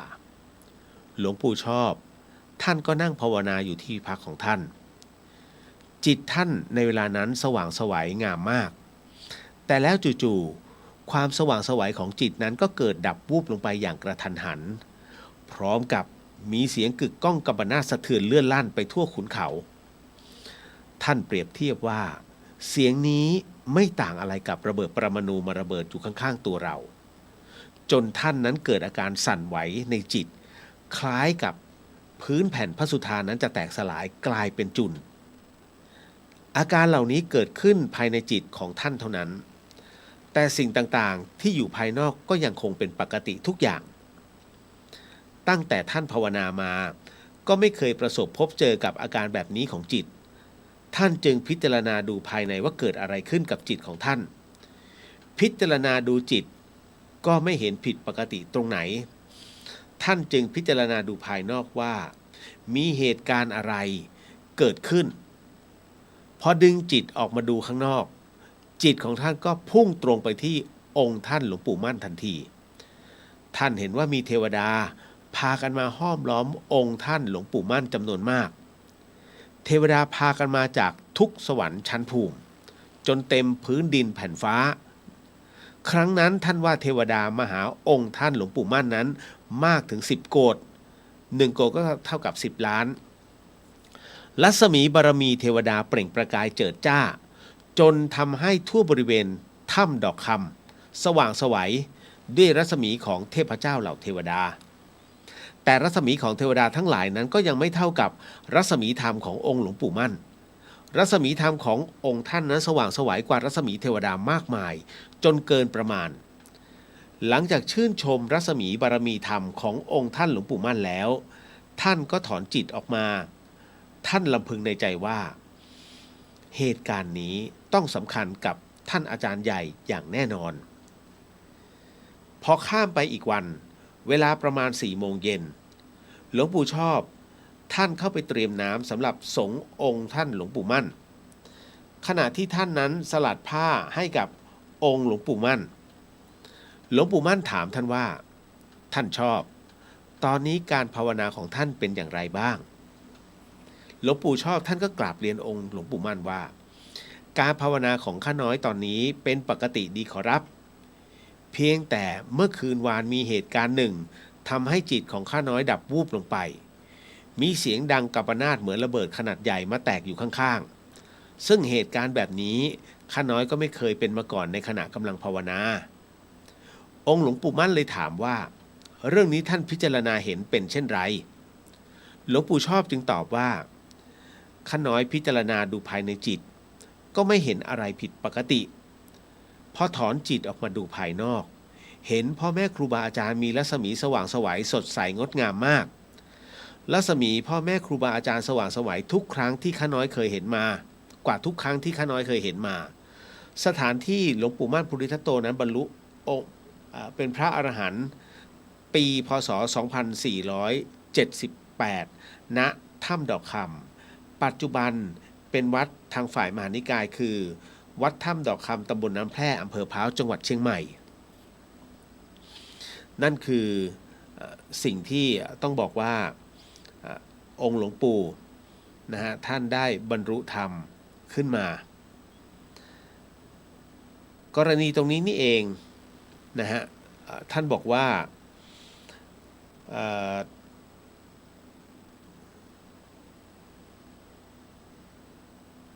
หลวงปู่มั่นบอกอย่างนี้ครับว่าองค์ท่านหลวงปู่มั่นพูดขึ้นมาว่าที่ท่านชอบเห็นเทวดามาหาเราจำนวนมากนั้นเนี่ยพวกเทพเทวดาเขาพากันมาร่วมอนุโมทนากับเราบรรลุธรรมธาตุพ้นทุกข์แล้วจากนี้ต่อไปการเกิดของเราจะไม่มีอีกแล้วทุกอย่างของเรามันขาดสะบั้นลงไปหมดแล้วพระอรหันต์ท่านสิ้นกิเลสเช่นไรเราก็สิ้นกิเลสแล้วเช่นนั้นเสียงดังเหมือนเสียงระเบิดที่ท่านได้ยินนั้นเป็นเสียงอนุโมทนาของเทพเจ้าเหล่าเทวดาเสียงอนุโมทนาของเทวดานั้นเป็นเสียงเทวฤทธิ์ไปกระทบจิตของท่านในขณะนั้นพอดีจึงเป็นเหตุทำให้จิตของท่านนั้นสะเทือนจนถอนออกจากสมาธิอย่างกระทันหันสิ้นคำพูดที่องค์หลวงปู่มั่นหลวงปู่ชอบท่านก็บอกเราถึงกับขนลุกสู้ขึ้นมาทันทีเราเองก็ไม่คิดว่าจะได้ยินเรื่องราวแบบนี้คำว่าธรรมธาตุตั้งแต่เราเกิดมาเพิ่งจะได้ยินคำนี้ในวันนั้นเองจนเราเกิดปิติอย่างแรงน้ำตาไหลพรากออกมาอย่างไม่รู้ตัวท่านว่าตอนนั้นเราก็ไม่รู้ว่าจะเอ่ยคำใดออกมาเพื่อให้สมกับฐานะธรรมของพ่อแม่ครูบาอาจารย์มั่นเรากราบลงแทบเท้าพ่อแม่ครูบาอาจารย์มั่นโดยห้ามการกระทำของตนเองไว้ไม่อยู่ก้มมองดูเท้าของพ่อแม่ครูบาอาจารย์มั่นแล้วร้องไห้ออกมาเพราะตื้นตันใจที่องค์ท่านบรรลุธรรมธาตุเป็นพระอรหันต์อย่างอย่างสมภูมิหลวงปู่ชอบบอกว่าเราร้องไห้แบบไม่เคยเป็นมาก่อนในชีวิตไม่รู้จะอธิบายความรู้สึกตนเองได้อย่างไรในตอนนั้นมันเป็นนามธรรมเกินที่จะอธิบายให้ทราบได้ถึงตอนนั้นพ่อแม่ครูบาอาจารย์มั่นจะดุด่าอย่างไรเราก็ยอมแต่ท่านก็ไม่ว่าอะไรให้เราท่านปล่อยให้เราแสดงความรู้สึกออกมาพอความรู้สึกผ่อนลงแล้วพ่อแม่ครูบาอาจารย์จึงว่าให้เราห้วยมันเป็นถึงขนาดนี้หรือท่านชอบปิติกระแทกจิตแรงจนบ่อน้ำตาแตกเลยหรือท่านกราบเรียนองค์หลวงปู่มั่นว่าข้าน้อยตื้นตันใจที่รู้ว่าพ่อแม่ครูบาอาจารย์จบกิจในพระพุทธศาสนาพ้นทุกข์แล้วเหลือแต่ข้าน้อยเท่านั้นที่ยังต้องปฏิบัติกิจในพระศาสนาอีกต่อไปชาตินี้ข้าน้อยขอปรารถนารู้เห็นธรรมเหมือนกับพ่อแม่ครูบาอาจารย์องค์หลวงปู่มั่นบอกกับท่านว่าถ้าท่านอยากสำเร็จมรรคผลนิพพานในชาตินี้ท่านก็อย่าละความเพียรที่เคยบำเพ็ญมาท่านอย่าท้อถอยเป็นอันขาดให้ปฏิบัติตามที่เราอบรมสั่งสอนมาถ้าท่านทำตามนี้แล้วเรารับรองให้เลยว่าชาตินี้ท่านจะได้มรรคผลนิพพานสมใจอย่างแน่นอนจากนั้นหลวงปู่มั่นท่านได้ธุดงค์ไปที่ดอยน้ำโม และได้พูดกับลูกศิษย์ท่านหนึ่งก็คือหลวงปู่ขาวอนารโยว่าผมหมดงานแล้วที่จะทำแล้วผมหมดงานที่จะทำแล้วก็อยู่ช่วยสารกระบุงตะกร้าพอช่วยเหลือพวกท่านและลูกศิษย์ลูกหาได้บ้างเท่านั้นหลวงปู่มั่นท่านออกวิเวกบำเพ็ญสมณธรรมอยู่ที่เชียงใหม่นานถึง11ปีตั้งแต่ปีพุทธศักราช 2472 จนถึงพุทธศักราช 2482 ก่อนที่จะกลับไปทางอีสานหลวงปู่มั่นท่านสำเร็จเป็นพระอรหันต์ประเภทปฏิสัมภิทานุศาสตร์4อย่างก็คือ 1. อัตตปฏิสัมภิทาคือแตกฉานในอัต 2. ธรรมปฏิสัมภิทาคือแตกฉานในธรรม 3. นิรุตติปฏิสัมภิทาคือแตกฉานในภาษา 4. ปฏิภาณปฏิสัมภิทาคือแตกฉานในปฏิภาณและที่ถ้ำดอกคำแห่งนี้ยังมีตำนานพระพุทธเจ้าเลียบโลกพระพุทธองค์ทรงเสด็จมาถึงถ้ำนี้เพื่อโปรดยักษ์สองผัวเมียผู้เป็นมิจฉาทิฐิโดยยักษ์ฝ่ายผัวตั้งใจจะจับพระพุทธเจ้าไปเป็นอาหารแต่พระองค์ทรงปราบด้วยอิทธิปาฏิหาริย์ยักษ์สองผัวเมียสำนึกบาปจึงแต่งขันมีดอกบัวคำอยู่ในพานมากล่าวขอเข้ามาพระพุทธเจ้าที่ถ้ำนี้จึงได้ชื่อว่าถ้ำดอกคำตั้งแต่นั้นเป็นต้นมานั่นก็คือเรื่องราวของหลวงปู่ชอบนะที่ได้พูดถึงองค์หลวงปู่มั่นในตอนที่ท่านบรรลุธรรมณวัดถ้ำดอกคำอำเภอพร้าวจังหวัดเชียงใหม่ซึ่งถ้ำนี้นะครับก็ในเวลาต่อมาได้ถูกทิ้งร้างและก็ถูกทางฝ่ายพระมหานิกายนั้นก็เข้าไปดูแลรักษาให้แต่ในทุกวันก่อนเข้าพรรษาในสมัยของพระอาจารย์เปลี่ยนปัญญาปฏิโปแห่งอรัญญวิเวกนั้นท่านก็ได้ส่งพระธรรมยุทธ์ขึ้นไปจำพรรษาอยู่ที่ถ้ำดอกคำจะเป็นอย่างนี้ทุกๆปีนะดังนั้นก็คือที่วัดถ้ำดอกคำนั้นจะถูกแยกเป็น2จุดด้วยกันนะยกเว้นว่าตอนลงอุโบสถนะครับก็จะไปลงอุโบสถพร้อมกันนะที่อุโบสถของวัดถ้ำดอกคำแต่เวลาจำพรรษานั้นท่านก็จะเรียกว่าจะแบ่งกันนะฮะว่าในส่วนของพระธรรมยุทธ์ก็จะอยู่ในส่วนของถ้ำในส่วนของพระมหานิกายนั้นก็อยู่ในส่วนของวัดนะฮะก็จะเป็นเช่นนั้นนะครับปัจจุบันก็ยังเป็นอยู่นะเอาละฮะก็ได้เวลาพอสมควรก็ค่อยๆถอนสมาธิขยับแข้งขยับขาหายใจลึกๆสูดหายใจเข้าสูดหายใจออกนะฮะสูดหายใจเข้าผ่อนลมหายใจออกนะครับ 2-3 ครั้งนะแล้วก็ขยับหัวไหล่บ้าง แล้วก็ค่อยๆลืมตานะฮะก็จะเป็นอีกหนึ่งเรื่องราวนะครับที่ได้เอามาเล่าให้กับคุณผู้ฟังได้รับฟังเพราะว่าเป็นอีกหนึ่งสถานที่อันสำคัญของพระพุทธศาสนานะก็วัดถ้ำดอกคำนะฮะก็อาจจะมีผิดพลาดไปบ้างเพราะว่าผมเคยบอกว่าที่วัดถ้ำดอกคำนั้นเป็นที่หลวงปู่ขาวนั้นท่านได้บรรลุธรรมจริงไม่ใช่นะเป็นหลวงปู่มั่นแต่หลวงปู่ขาวนั้นเนี่ยท่านจะไปบรรลุธรรมตอนที่ท่านออกรับบาตรนะแล้วก็ผ่านทุ่งนาตรงตำบลหลงขอดพร้าวเช่นกันเมืองพร้าวเช่นกันเมื่อองค์หลวงปู่ขาวมาถึงที่วัดถ้ำดอกคำเนี่ยหลวงปู่มั่นก็ได้บอกทุกรูปบอกว่าตอนนี้หลวงปู่ขาวนั้นก็ได้จบในส่วนของธุระนะเป็นที่เรียบร้อยแล้วนะครับเพราะฉะนั้นที่ตำบลหลงขอดนะครับก็จะเป็นอีกสถานที่หนึ่งนะครับที่พ่อแม่ครูบาอาจารย์นั้นท่านก็ไปอยู่นะตรงนั้นนะครับเพราะว่าถัดออกมานิดนึงเนี่ยก็จะเป็นวัดดอยแม่ปังจะอยู่ใกล้ๆกันเลยฮะขออภัยหลงขอดกันแล้ววัดดอยแม่ปังนะแล้วก็จะไปเป็นที่วัดถ้ำดอกคำมันจะอยู่ใกล้ๆกันทั้งหมดทั้งมวลอำเภอพร้าวจังหวัดเชียงใหม่ฮะถ้าท่านใดที่จะขึ้นมาในส่วนของจังหวัดเชียงใหม่มีโอกาสก็ไปนะฮะตอนนี้เนาะวัดถ้ำดอกคำก็มีนะแล้วก็ยังมีอีกหลายเรื่องราวครับนะครับที่วัดป่าอาจารย์มั่นอยู่ที่ในอำเภอเมืองอยู่ที่อำเภอพร้าวก็มีนะตรงนั้นนะครับเอาละก็มาแผ่เมตตากันเนาะ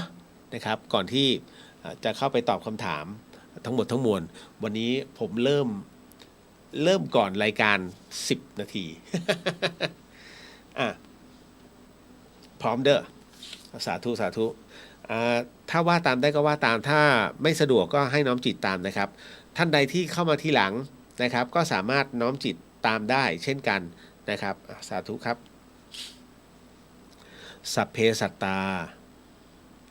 สัตว์ทั้งหลายที่เป็นเพื่อนทุกข์เกิดแก่เจ็บตายด้วยกันทั้งหมดทั้งสิ้นอเวราจงเป็นสุขเถิดอย่าได้มีเวรแก่กันและกันเลยอพยาปัชชาจงเป็นสุขเถิดอย่าได้พยาบาทเบียดเบียนซึ่งกันและกันเลยอนีคาจงเป็นสุขเถิดอย่าได้มีความทุกข์กายทุกข์ใจเลยสุขีอัตตานังปริหารันตุจงมีความสุขกายสุขใจรักษาตนให้พ้นจากทุกภัยทั้งสิ้นเถิดท่านทั้งหลายที่ท่านได้ทุกข์ขอให้ท่านมีความสุขท่านทั้งหลายที่ท่านได้สุขขอให้สุขยิ่งขึ้นไปสัพเพสัตตาสัตว์ทั้งหลายที่เกิดเป็นชลาภุชะที่เกิดเป็นอันทะชะที่เกิดเป็นสังเสทะชะที่เกิดเป็นโอปปาติกะจงมารับเอากุศลและผลบุญให้ทั่วทุกตัวสัตว์เทินสาธุ เรียบร้อยเนาะ แล้วพอจะได้ไปนอน ไม่คือหลายท่านมีภารกิจไงฮะนะครับสาธุนะฮะ สัพพพุทธานุภาเวนะสัพพธรรมานุภาเวนะสัพพสังฆานุภาเวนะพุทธรัตนังธรรมรัตนังสังฆรัตนังตินนังรัตนานังอนุภาเวนะจตุรสีติสหัสธรรมขันธานุภาเวนะปิตกัตตยานุภาเวนะชินสาวกานุภาเวนะสัพเพเตโรคาสัพเพเตพยาสัพเพเตนตรายาสัพเพเตอุปัฏฐวาสัพเพเตตุนิพิตาสัพเพเตอวมังคราวินาสันตุอายุวัตโกธนวัตโกสิริวัตโกยศวัตโกพลวัตโกวนวัตโกสุขวัตโกโหตุสัพพทาทุกขโรคพยาเวลาโสกาสตุจุปัฏฐวานิการตรายาปีวินาสันตุจเตชะสาชัยสิทธิทนังลาพังสุถีพยังสุขังพลัง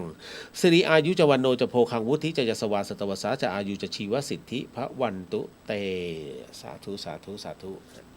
เรียบร้อยแล้วเนอะนะครับก็ผ่านพ้นไป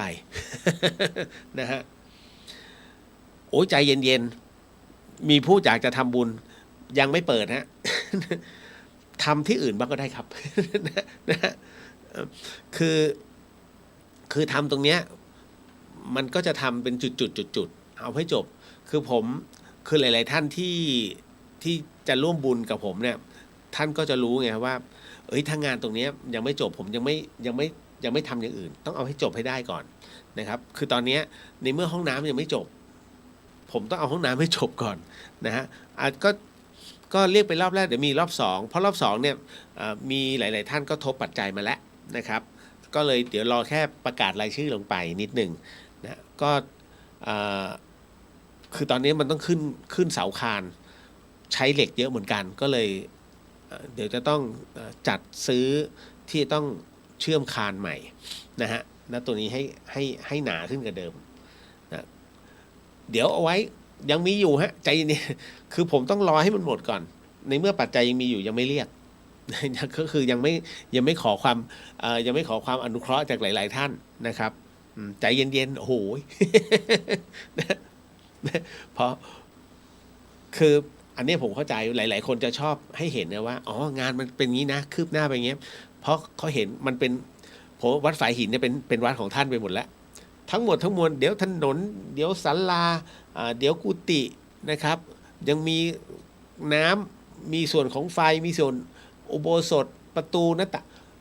ของท่านหมดแล้ว ทำหมดคือมันต้องทำฮะเพราะถ้าไม่ทำเนี่ยมันพังแน่ๆนะล่าสุดก็มีเรียกว่าศรัทธาฮะบอกให้ผมนะบอกตั้งเป็นกองบุญเลยพี่หนานมันจะได้เสร็จนะอย่างนี้มันก็ไม่เสร็จบอกผมต้องการอย่างนี้กันพระอาจารย์ท่านเจ้าอาวาสนะท่านอาจารย์วิสุวัตรท่านก็ต้องการอย่างนี้นั่นคือบอกให้ตั้งเป็นกองบุญนะฮะสมมุตินะอะไรล่ะจะทำศาลาเนี้ย100,000 บาทสมมุตินะ100,000 บาทถามว่ามีคนเอาไหมมีนะฮะเพราะเขาต้องการชื่อ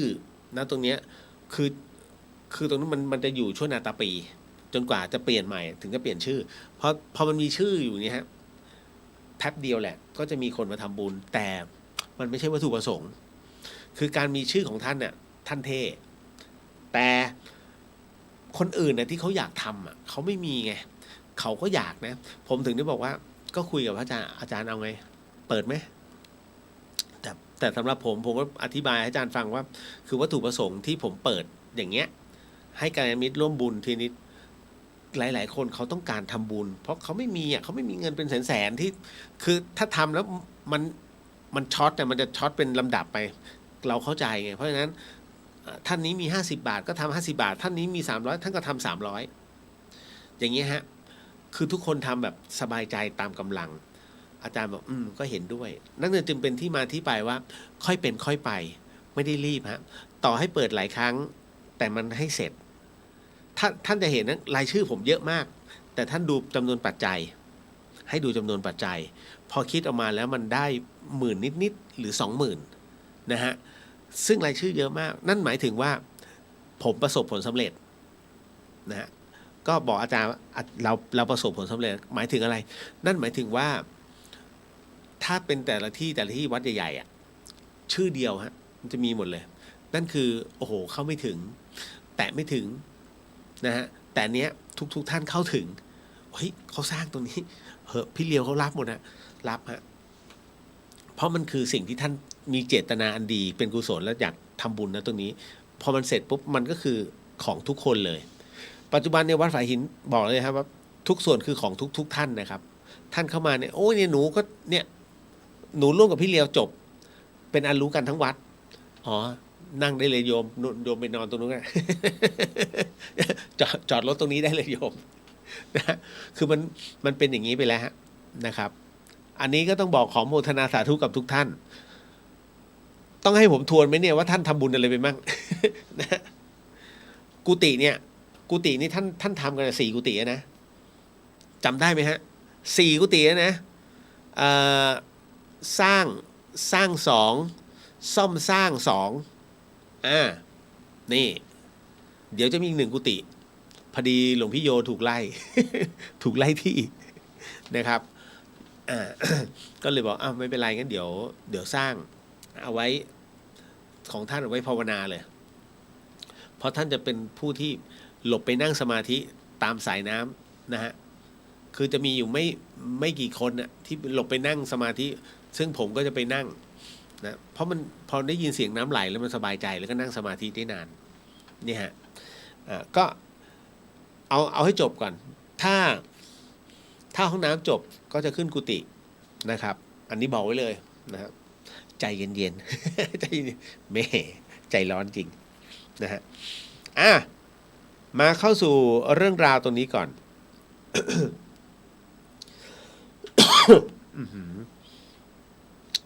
เดี๋ยวนะฮะผมขออนุญาตเข้าเรื่องการเมืองก่อนนะ ไม่เป็นคำถามเดียวที่เขาถามมาส่วนที่เหลือก็เป็นทำหมดเลยคือแหมหรือจะไม่ตอบดิผมเห็นคำถามแล้วผมไม่อยากตอบท่านลองฟังก่อนนะหนูไม่เข้าใจคำว่างูเห่าในที่ประชุมสสค่ะคืออะไรคะลุงเลียวไอ้ตัวท้ายนี่แหละที่ผมไม่อยากตอบ เรียกลุงเลียว หนูคนรุ่นใหม่ใช่ไหมลูก นะไม่รู้ว่างูเห่าคืออะไรคงจะให้แม่ ไม่รู้ว่าส่งมาปะเนี่ยฮะหนูไม่เขาพูดชื่อได้ไหมเนี่ยลูกน่ารักจัง หนูไม่เข้าใจคำว่างูเห่าในที่ประชุมสสค่ะ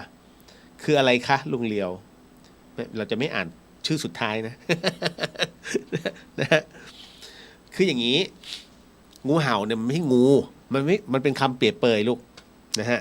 อันนี้เนี่ยใช้คำว่าอาแล้วกันนะอาเลียวจะบอกว่าคำว่างูเห่าในที่คือคำเปรียบเปรยคำเปรียบเปรยของเขาเรียกบุคคลที่ถ้าสมมุติเรามีเพื่อนเราเนี่ยเฮ้ยอยู่ๆมันไปเข้าข้างอีกคนหนึ่งนะฮะไม่เราเป็นเพื่อนกันทำไมไม่เข้าข้างเราวะไปเข้าข้างอีกคนหนึ่งมากระทืบเราเงี้ยเขาเรียกงูเห่าเขาเรียกเหมือนกับว่าเลี้ยงไม่เชื่องน้องต้องไปดูไปฟังเพลงของฟรายวงฟรายชาวนากับงูเห่าอารมณ์นั้นเลยฮะมันคือนิทานที่เอามาแต่งเป็นเพลงนะฮะก็คือเรื่องนิทานชาวนากับงูเห่าเอาคร่าวๆอย่าเพิ่งเบื่อนะผู้ใหญ่ทั้งหลายผมกำลังเล่านิทานให้เด็กฟัง ไม่ว่ากันนะขอเล่านิทานเรื่องงูเห่าให้เด็กฟังคืออย่างนี้ในนิทานอีสปเนี่ยนะฮะเขาก็บอกว่าในฤดูหนาวในฤดูอันเหน็บหนาวชาวนาเนี่ยฮะกำลังเดินกลับบ้านก็ปรากฏว่าเห็นงูเห่าเนี่ยมันหนาวนะมันนอนหนาวอยู่ก็เลยเอางูเห่านั้นนะเอาขึ้นมาแล้วก็เอามากอดเอาไว้ให้มันได้รับความอุ่นแล้วเดินกลับบ้านนะในขณะนั้นเองเนี่ยพอในขณะที่ความเย็นนั้นเริ่มกลายเป็นความอุ่นนะงูเห่าเริ่มคลายตัวลงนะแทนที่มันจะขอบคุณนะฮะกับคนที่เก็บมันมานะครับไม่ให้มันหนาวตายมันกลับฉกชาวนานะครับแล้วก็เลื้อยหนีไปเขาเรียกว่าเนี่ยชาวนากับงูเห่าคือมันเลี้ยงไม่เชื่องนะเพราะมันเรียกอสรพิษพวกอสรพิษอย่างเงี้ยฮะคือมันไม่รู้มันก็คือเดรัจฉานไงเนี่ยฮะนั่นแหละดังนั้นเขาก็จึงเปรียบเปรยว่างูเห่าหมายถึงว่าบุคคลนะที่อยู่ในพรรคการเมืองแล้วแปรพรรคนะคือประมาณว่าไม่เห็นความสำคัญของพวกกันนะก็ไปเข้าอีกฝ่ายหนึ่งนะฮะแค่นั้นเองนะเขาจึงเปรียบเปรยลูกนะครั้งหน้าอย่าเรียกลุงนะเคือง นะจบนี่แหละแหมนี่ไอเรื่องประเภทนี้ถามคุณพ่อคุณแม่หนูก็ได้ไม่ต้องมาถามตรงนี้เนาะโอ้โหขอบคุณมากจ้ะขอบคุณไม่มีอะไรหยอกน่ารักนะคือบางทีมันก็แปลกบางคำผมก็ยังไม่รู้นะจนอายุขนาดอย่างเช่นคำว่าโอละพ่ออย่างเงี้ยมันคืออะไรโอละพ่อโอละพ่อมันคือการโกหกแล้วไอ้ตัวเนี้ยไอ้ตัวศัพท์แสลงหรือว่านิยามเนี้ยมันไปบัญญัติกันตรงไหนอย่างไอ้ผงซักฟอกเนี้ยยังพอเข้าใจถ้าชาวบ้านเนี่ยเขาเรียกผงซักฟอกคุณผู้ฟังจะนึกถึงอะไรแฟบพกแฟบมาป่ะอย่างนี้เลยนะฮะแฟบคืออะไรเมื่อก่อนมันมีผลิตภัณฑ์ซักผ้าสมัยนี้มันมีพวกบลีดพวกเป่าถูกไหมพวกแอตแทกอะไรพวกนี้แต่เมื่อก่อนมันมีอันแรกเลยเขาเรียกแฟบมันมียี่ห้อแฟบดังนั้นอะไรที่ออกก่อนเนี่ยเราจะติดปากแฟบเอาแฟบมาป่ะถ้าเป็นแชมพูแฟซ่าเขาบอกแฟซ่าทันไหมเดี๋ยวนี้จะมีพวกซันซิลตายแล้วยิ่งคุยเหมือนยิ่งแก่ เดี๋ยวในนี้มีใครทันไหมแฟซ่า เฮ้ยมีแฟซ่าไหม เอามาสระผมโอ้ยคือมันมีอะไรหลายๆอย่างที่ลูกอาจจะไม่เกิดไม่ทันก็ลองถามคุณพ่อคุณแม่คุณแม่หนูก็เกิดไม่ทันเนี่ยจบเลยนะ นะแล้วมีอะไรผมเชื่อมั่นว่าผู้ที่กำลังฟังรายการอยู่ FM 104.50 ตรงนี้ต้องพูดคำว่าเป๊ปซี่เพี้ยนส่วนใหญ่เลยเฮ้ยกินเปล่าเป๊ปซี่ใช้คำว่าแป๊บซี่ไปดูดีๆเขาเขียนสระเอไม่ใช่สระแอเป๊ปซี่นะฮะไม่ใช่แป๊บซี่แต่เรามันติดปากไงแป๊บซี่เฮ้ยแป๊บซี่ มีใครไหมฮะผมเชื่อมันว่ามีและเกือบทุกคนนะเพราะมันเป็นมันเหมือนแบบมันเหมือนกับใกล้ปากกันนะลองดูนะฮะผมเชื่อมันว่ามี อย่าโกหกตัวเองเนอะ แล้วยังมีอะไรที่แบบเมื่อก่อนมันมีเสื้อเชิ้ตแอโร่ใช่ไหมไอ้นั่นมันสโลแกนมันสบายหนุ่มอะไรนะมันมีอันนึงเอกลักษณ์ของเอกบุรุษนี่อะไรนะเดี๋ยวผมจำไม่ได้เฮ้ยมันมีอยู่ผมจำไม่ได้จริงๆนะเอกลักษณ์ของเอกบุรุษ อะไรคุณเหล่งว่าความจริงที่โหดร้ายแต่ต้องยอมรับคือคุณพ่อคุณแม่ของน้องเขาอายุน้อยกว่าคุณเหลียว เซ็งเป็ด ไม่เราก็มานั่งนึกแต่ไอเนี้ยที่เขายังเรียกกันอยู่ป๊อกๆอ่ะก๋วยเตี๋ยวปักพวกบะหมี่เกี๊ยวอ่ะปักถ้าใช้กับเมืองเหนืออาจจะเรียกหรือเปล่าคนเหนือเรียกว่าไม่แต่ผมอยู่ทั้งกรุงเทพทั้งนนท์ผมก็จะเฮ้ยมาแล้วปักมาแล้วมันมีเขาจะเอาไม้ไผ่มาเคาะปักเราก็จะรู้แล้วเอ้ยมาแล้วบะหมี่เกี๊ยวเขาจะถีบซาเล้งมาแล้วมันเป็นงี้โหเยอะสมัยก่อนนะฮะเด็กรุ่นใหม่ไม่รู้จักหนมเหนียวจริงๆน้อยมากเชียงใหม่น้อยร้านที่จะขายหนมเหนียวจริงๆนะฮะถ้าในเวียงในเมืองเนี่ยผมเห็นมีแค่2 ร้านที่มีหนมเนี่ยทั้งจังหวัดเชียงใหม่ผมไม่ได้พูดเล่นนะทั้งจังหวัดเชียงใหม่เนี่ยมีหนมเหนียวอยู่แค่2 ร้านแล้วไม่ใช่มีทุกวันด้วยแล้วก็ขายเป็นมันก็ไม่กี่แต่หนมเหนียวเขาไม่เหมือนกับภาคกลางคือไม่รู้นะเขาต้องไปดูอันนี้มันเหมือนกับมันเป็นเส้นมันเป็นเส้นเขาไม่ได้เป็นตัวเหมือนภาคกลางที่แบบเป็นสูตรชาววังไม่ใช่แล้วอีกอันหนึ่งที่ไม่มีที่เชียงใหม่ไม่มีเลยนะฮะไม่มีเลยข้าวแช่นี่เรากำลังพูดเรื่องอะไรกันอยู่เนี่ย เชียงใหม่ไม่มีข้าวแช่น้องๆรู้จักไหมฮะหลานๆทั้งหลายรู้จักข้าวแช่ไหมฮะมันจะมีกะปิทอดมันจะมีหมูฝอยมีไชโป๊หวานนะฮะแล้วก็จะมีอะไรอีกอันหนึ่งในประมาณเนี้ยแล้วก็มีข้าวสวยเป็นข้าวที่เขาใช้ข้าวอบเทียนเนาะแล้วก็น้ำดอกมะลินะบางทีก็อบมะลิแล้วก็อบควันมันต้องเย็นแล้วก็มาใส่นะเอาน้ำมาใส่ตรงนี้ถือว่าเป็นของหวานชาววังนะฮะแล้วก็เอามากินโหมันชื่นใจมากเวลาผมไปกรุงเทพผมจะไปซื้ออันเนี้ยเอามาให้คุณแม่เพราะจะชอบกินมากนะฮะไม่รู้จักใช่ไหม ข้าวแช่จริงๆมันเป็นของเพชรบุรีนะฮะอันนี้มีมาตั้งแต่น่าจะเป็นเครื่องเสวยของรัชกาลที่4ถ้าจำไม่ผิดนะฮะมันเป็นอาหารเป็นของหวานนะฮะซึ่งมันก็มีขายไม่กี่ที่ตอนนี้ที่บางลำพูกับดีโอสยามรู้มีแค่2ที่พอจะกินได้นะส่วนที่เมื่อก่อนนี้จะไปซื้อที่ภูฟ้าเดี๋ยวนี้ไม่มีแล้วอะไรเนี่ยฮะ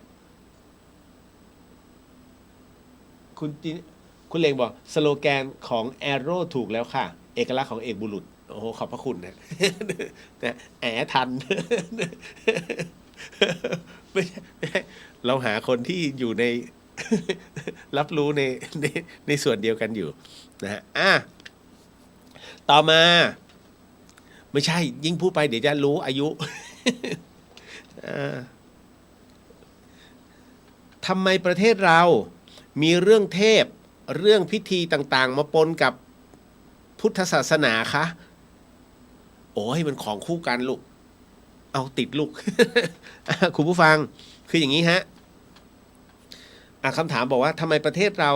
จึงมีเรื่องเทพเรื่องพิธีต่างๆเนี่ยมาปนกับพุทธศาสนาคะคืออย่างนี้ มันต้องย้อนไปในโบราณกาลเลยนะผมก็จะเล่าให้ฟังเลยครับว่าในดินแดนสุวรรณภูมิเนี่ยในสมัยก่อนสมัยโบราณเลยครับเมืองสยามของเรานะฮะเมื่อก่อนไม่มีพุทธศาสนาไม่มีนะก็จะมีในเรื่องของศาสนาพราหมณ์ซึ่งพราหมณ์เนี่ยกระจายอยู่ทั่วแคว้นของเอเชียพราหมณ์นะฮะอินโดยังมีเลยพราหมณ์นะฮะฟิลิปปินส์ก็มีนะฮะแต่ตอนหลังจากที่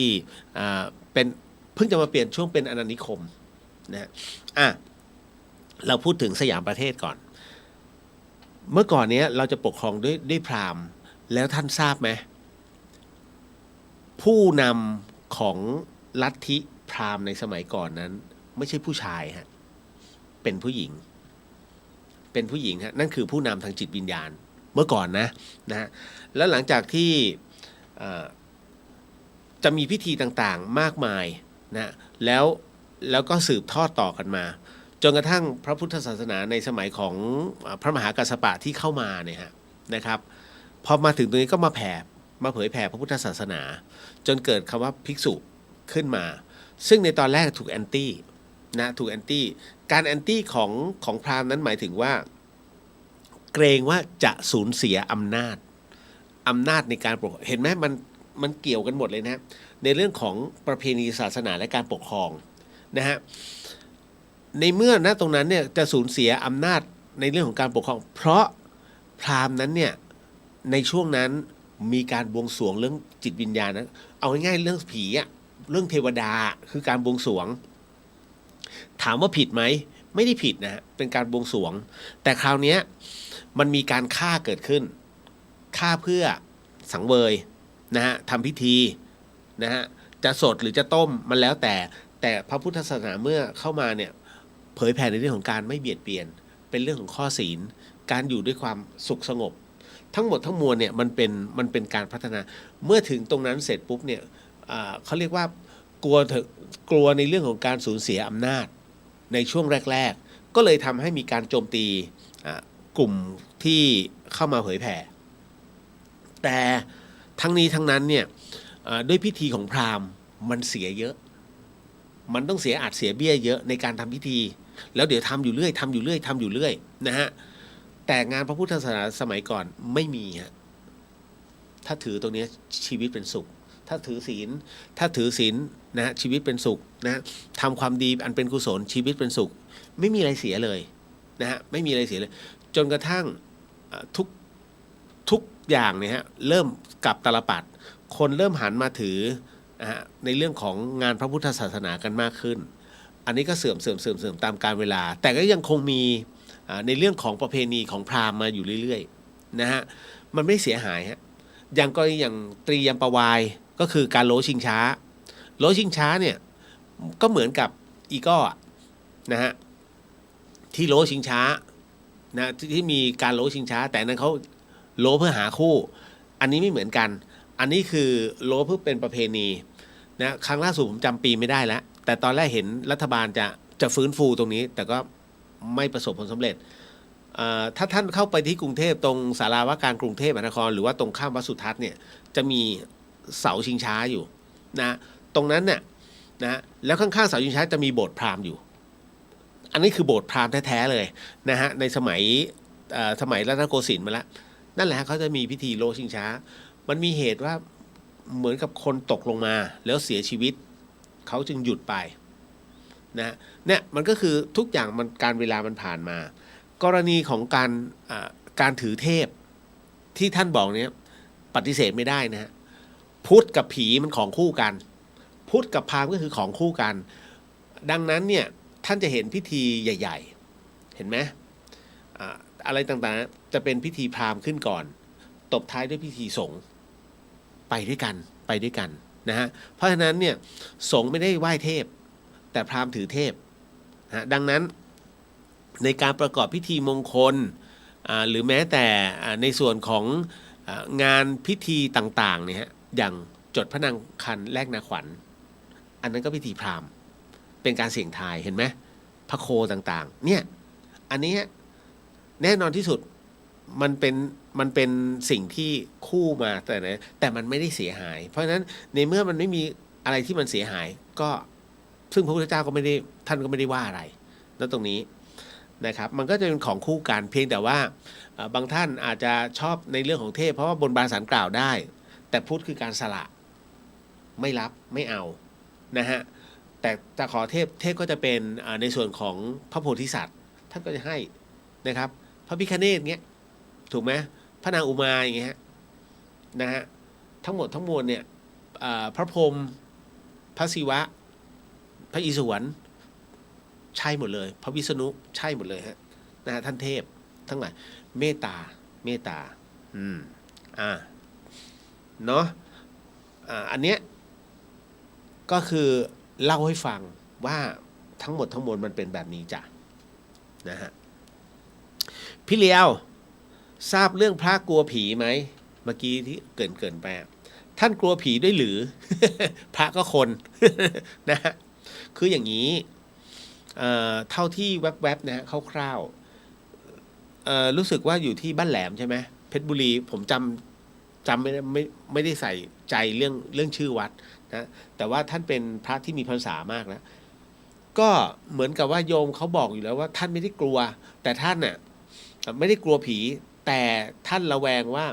มันเป็นขโมยหรือเปล่าที่มันมีเสียงอะไรตอนกลางคืนไม่ใช่อะไรหรอกฮะนะแล้วมันดังมาเป็นปีแล้วคืออย่างนี้ไอเราก็ไม่รู้หรอกนะว่าวัดท่านชื่อวัดอะไรอยู่ตรงไหน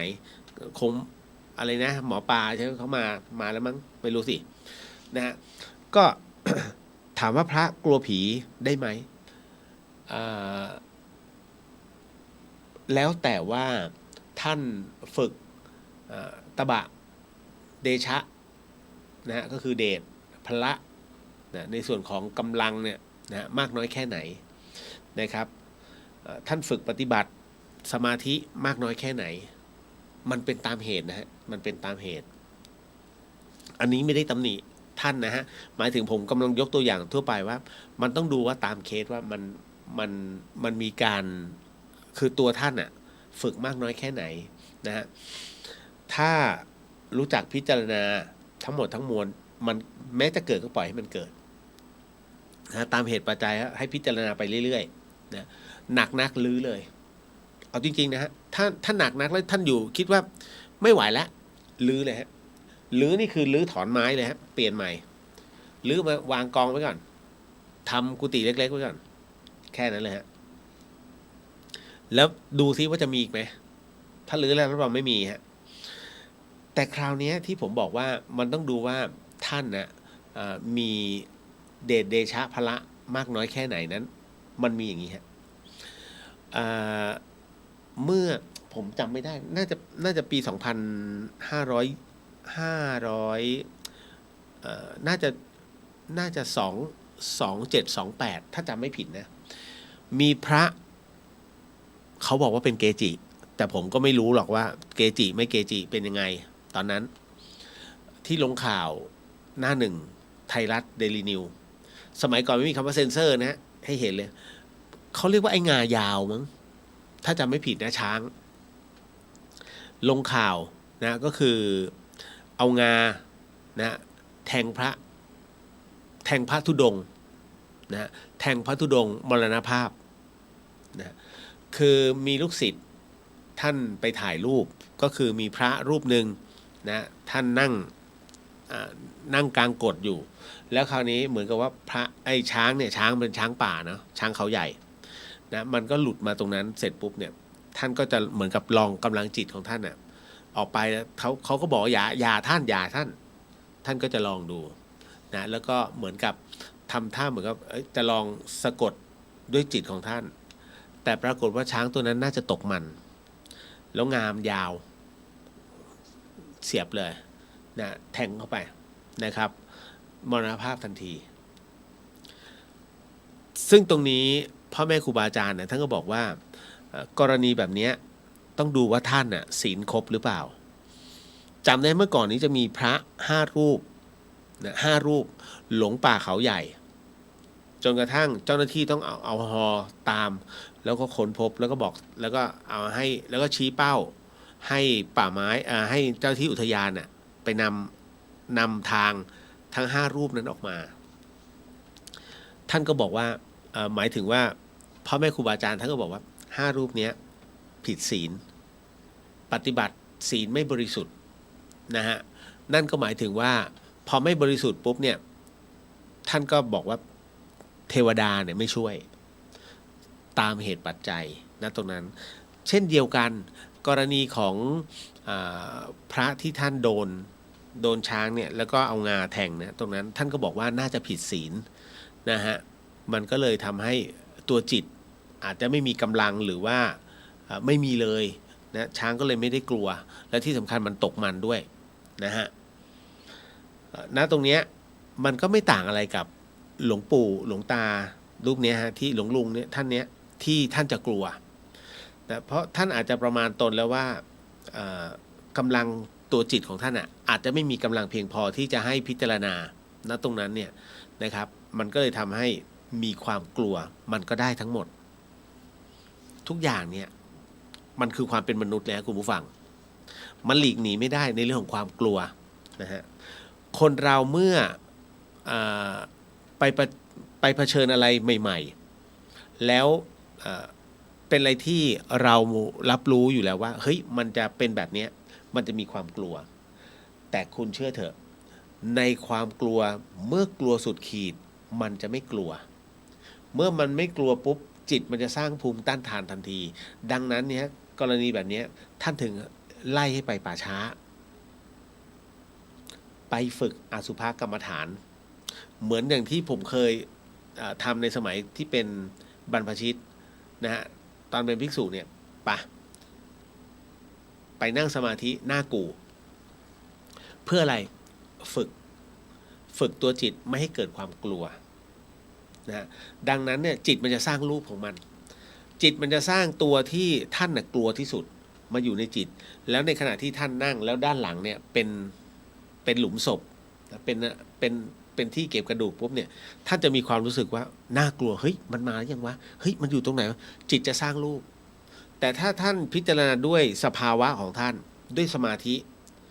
มันคือตัวจิตอกุศลแล้วท่านลบไปแล้วท่านเอาประกายของความเป็นกุศลเนี่ยของพระพุทธเจ้าเนี่ยเอาเข้ามาเอาพระพักตร์ของพระพุทธเจ้าเข้ามาแทนที่ปุ๊บจะนิ่งมากแล้วก็จะไม่อะไรอยู่กับลมหายใจอยู่กับตัวอีกประการหนึ่งก็คือว่าในขณะที่นั่งสมาธิจิตจะสร้างรูปแล้วไม่สร้างผีไม่ให้ท่านกลัวแต่กำลังสร้างบุคคลเฮ้ยมันมีใครก็ตามตอนนี้มันคงเห็นเราแล้วมันคงมาไอ้นี่นั่งสมาธิกูหยิบข้าวของมันจะสร้างทั้งหมดทั้งมวลเป็นจิตมารนะเพื่อให้เรานั้นไม่มีสมาธิมันจะเป็นอย่างนี้จริงๆจิตจะคอยแกล้งท่านลองดูได้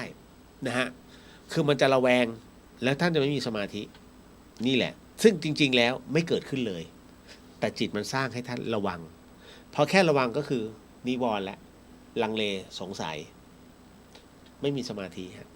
เพราะฉะนั้นท่านถือว่าอย่าใส่ของมีค่าอย่าทำอะไรทั้งนั้นถ้าจะต้องนั่งสมาธิให้อยู่กับตัวสาเหตุเป็นงี้เนาะเก็ตแล้วเรื่องพระกลัวผีนะเป็นไปได้ทุกคนต่อมาสงสัยจังค่ะว่าที่มีศพถูกฆ่าแล้วปล่อยไว้ในห้องหลายวันแบบนี้วิญญาณนั้นเขาจะไปไหนหรืออยู่ยังไงจะไปรู้เลย มันก็เรื่องของเขาสิ นะวิญญาณก็จะไปไหนถ้ามันอยู่ในห้องมันก็อยู่ในห้องมันจะไปไหนนะฮะถามแปลกๆอันนี้ นะอยู่ยังไงมันคงไม่ได้กินข้าวแล้วล่ะนะมันไม่มีตัวกาย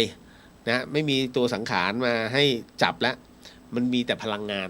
นะฮะดังนั้นกรณีตรงนี้นะฮะศพที่ถูกฆ่าแล้วปล่อยทิ้งไว้ในห้องหลายวันแบบนี้วิญญาณเขาอยู่ตรงนั้นนะครับไม่ได้ไปไหนเลยวิญญาณจะเขาเรียกรอความคาดหวังว่าจะมีคนพบนะฮะกรณีแบบนี้ที่มันเกิดขึ้นอยู่บ่อยๆนะมีเคสแบบนี้เขาไม่ได้ไปไหนจริงนะผมเอาตัวเองเป็นที่ตั้งนิดนึงขออภัยอันนี้ต้องบอกก่อนเพราะว่าตอนที่วิญญาณมันหลุดจากร่าง ออกไปเนี่ยผมก็ไม่ได้ไปไหนนะก็อยู่ตรงนั้นน่ะแล้วอยากกลับเข้าร่างคือมันมีความหวังผมถึงบอกว่าพอถ้าศพที่ถูกฆ่าตายแล้ววิญญาณเขาไปไหนเขาอยู่ที่นั่นแหละอยู่ด้วยความหวังวิญญาณตัวจิตวิญญาณไม่ได้มีฤทธิ์นะฮะยังไม่ได้เกิดฤทธิ์อะไรขึ้นมาเลยมันเหมือนเด็กมันเหมือนกับว่าให้ท่านรู้อย่างนี้ว่าให้คิดนะฮะแรกเริ่มที่ตายเมื่อวิญญาณออกจากร่างไปมันมีความรู้สึกไงมันมีความรู้สึกว่าอยู่ๆมีคนเอาท่านไปทิ้งบนดอยฮะดอยไหนก็ไม่รู้คือเอาผ้าผูกตาพอปล่อยถึงที่ปุ๊บนะฮะแล้วก็เอาผ้าออกท่านก็เอาที่ไหนวะเนี่ยนั่นแหละฮะแล้วมันยังไงมันจะเหมือนกับวิญญาณยังไงมันคุณจะหาทางกลับยังไงไม่รู้อยู่ตรงไหนไอ้นั่นไปแล้ว นะฮะเพราะฉะนั้นเนี่ยมันเหมือนกับการเริ่มใหม่เพราะถ้าเริ่มใหม่ฤทธิ์ยังไม่มีฮะพลังแห่งความแค้นเนี่ยยังไม่มีมันยังงงอยู่จิตก็งงได้นะฮะมันเหมือนกับมีความพะวงเฮ้ยนี่มันมีอะไรให้ขบคิดไง จิตในจิตมันมีความขบคิดของมันอยู่ ขออภัยฮะเนี่ยดังนั้นเนี่ยถึงได้บอกว่ามันยังอยู่มันอยู่ตรงนั้นไม่ได้ไปไหนเลยฮะอันนี้ 100%นะฮะอยู่ยังไงก็อยู่อย่างนั้นเขาไม่ได้กินอะไรไงเพราะร่างมันไปแล้วร่างมันอืดแล้ว นะฮะ ขออภัยครับ เห็นว่าถ้าบวชสามเณรจะได้เรียนฟรีหรือครับเขารับอายุเท่าไหร่ครับผมจะได้ให้ลูกเรียนขอบพระคุณนะฮะเหมือนเมื่อกี้เลยแต่คราวนี้เป็นแค่สามเณรคุณผู้ฟังเอาฟังไว้ให้ดีเด้อสามเณรเนี่ยต้องช่วยเหลือตัวเองได้เพราะฉะนั้นจะรับบวชก็คืออายุ7 ขวบฮะ6 ขวบย่าง7 ขวบถ้าตัวโตแล้วดูแลตัวเองได้บวชได้นะประมาณนี้นะอันนี้ต้องบอกก่อนว่าเรียนฟรีไหมเรียนฟรีอยู่ฟรีนะฮะกินฟรีนะครับทั้งหมดทั้งมวลแล้วตรงนี้ที่ไหนคือมันจะมีโรงเรียนบาลีสาธิตทั่วประเทศเลยนะก็จะมีงบประมาณนะในการดูแลหรือว่าส่งเด็กนะฮะเรียนส่งสามเณรเนี่ยฮะเรียนจนครบเลยนะอันนี้แต่ว่าก็ต้องดูด้วยนะมันต้องคือแต่ละที่เขาจะมีข้อแม้ของเขาด้วยนะฮะแต่แน่นอนที่สุดต้องบวชแล้วเขามีที่พักให้พักรวมกันแล้วมีพี่เลี้ยงเป็นพระพี่เลี้ยงฮะท่านไม่ต้องกลัวว่าโอ้จะต้องเคี่ยนนี่ไม่ใช่กรณีของวัดเลยนะที่ลงมือตบเนนนะฮะอันนั้นเนี่ยต้องบอกก่อนว่าต้องดูว่าเนนทำแบบไหนอะไรยังไงบางคนบอกจะต้องไม่จำเป็นจะต้องลงมือเดี๋ยวนะฮะหลวงพ่อเงินเนี่ยสอนลูกศิษย์เนี่ยนะฮะสอนลูกศิษย์ลูกหาวัดบางคลานเนี่ยในสมัยก่อนนะครับคือถ้าใครจะไปศึกษาปริยัติที่วัดบางคลานเนี่ยต้องศึกษาจริงจังนะมาทำเล่นๆไม่ได้ท่านเพี้ยนนะฮะได้ดีเพราะไม่เลียวนะฮะเพราะสมัยนี้นะฮะเสียกันเยอะเสียผู้เสียคนเยอะเพราะว่าไร้ไม่เรียวนี่คือระบบของไทยกับระบบของต่างประเทศมันไม่เหมือนกันเราเอาของเทศเข้ามาใส่ไทยนะแต่จริงๆแล้วเนี่ยระบบของไทยเดิมๆมันดีอยู่แล้วนะฮะก็ลองดูติดต่อโรงเรียนบาลีตอนนี้น่าจะใกล้จะเปิดแล้วนะฮะใครที่มีบุตรหลานเนี่ยอยากจะให้เขาเรียนฟรีอยู่ฟรีกินฟรีมาได้เลยเอาแล้วเรียนไปแล้วสมมุติว่าอยู่ป.1 เนี่ยเรียนจะเข้าได้ฮะก็เอาวิชาตัวนั้นมาเทียบเขาสอนวิชาสามัญนะฮะมีสอนวิชาสามัญเสร็จปุ๊บก็จะมีสอนวิชาชีพให้ด้วยนะฮะแล้วก็หนักก็ไปทางพุทธศาสตร์ด้วยนะครับก็ลองดูนะฮะส่วนใหญ่แล้วบวชฟรีนะครับแล้วก็จีวรอะไรต่างๆถ้าเตรียมมาก็ได้แต่ถ้าไม่มีวัดเขาก็มีฮะเพราะมันเป็นโครงการนะอันนี้เก็ตนะ เดี๋ยวผมไม่เก็ตมีผู้ถามมาว่าการทำบุญให้คนตายนั้นจำเป็นต้องมีกระดูกเขาด้วยไหมคะแล้วถ้าเราไม่ต้องการเก็บกระดูกไว้ที่บ้านจะเอาไปไว้ไหนตกลงมีกระดูกหรือไม่มีกระดูกเนี่ย บางคนบอกว่าเอากระดูกไว้ในบ้านไม่เป็นมงคล อันนี้คนละคำถามใช่ไหมฮะโอเคเอาคำถามแรกก่อนว่าย้อนกลับแล้วกันบางคนบอกว่าเอากระดูกไว้ในบ้านไม่เป็นมงคลต้องถามว่ากระดูกของใครถ้ากระดูกของพ่อของแม่ผู้ให้กำเนิดเราเนี่ยถามว่าเป็นมงคลไหมแม้แต่กระดูกคุณปู่อะไรไม่มีใครเขาเอากระดูกคนอื่นเอามาไว้บ้านตัวเองหรอฮะ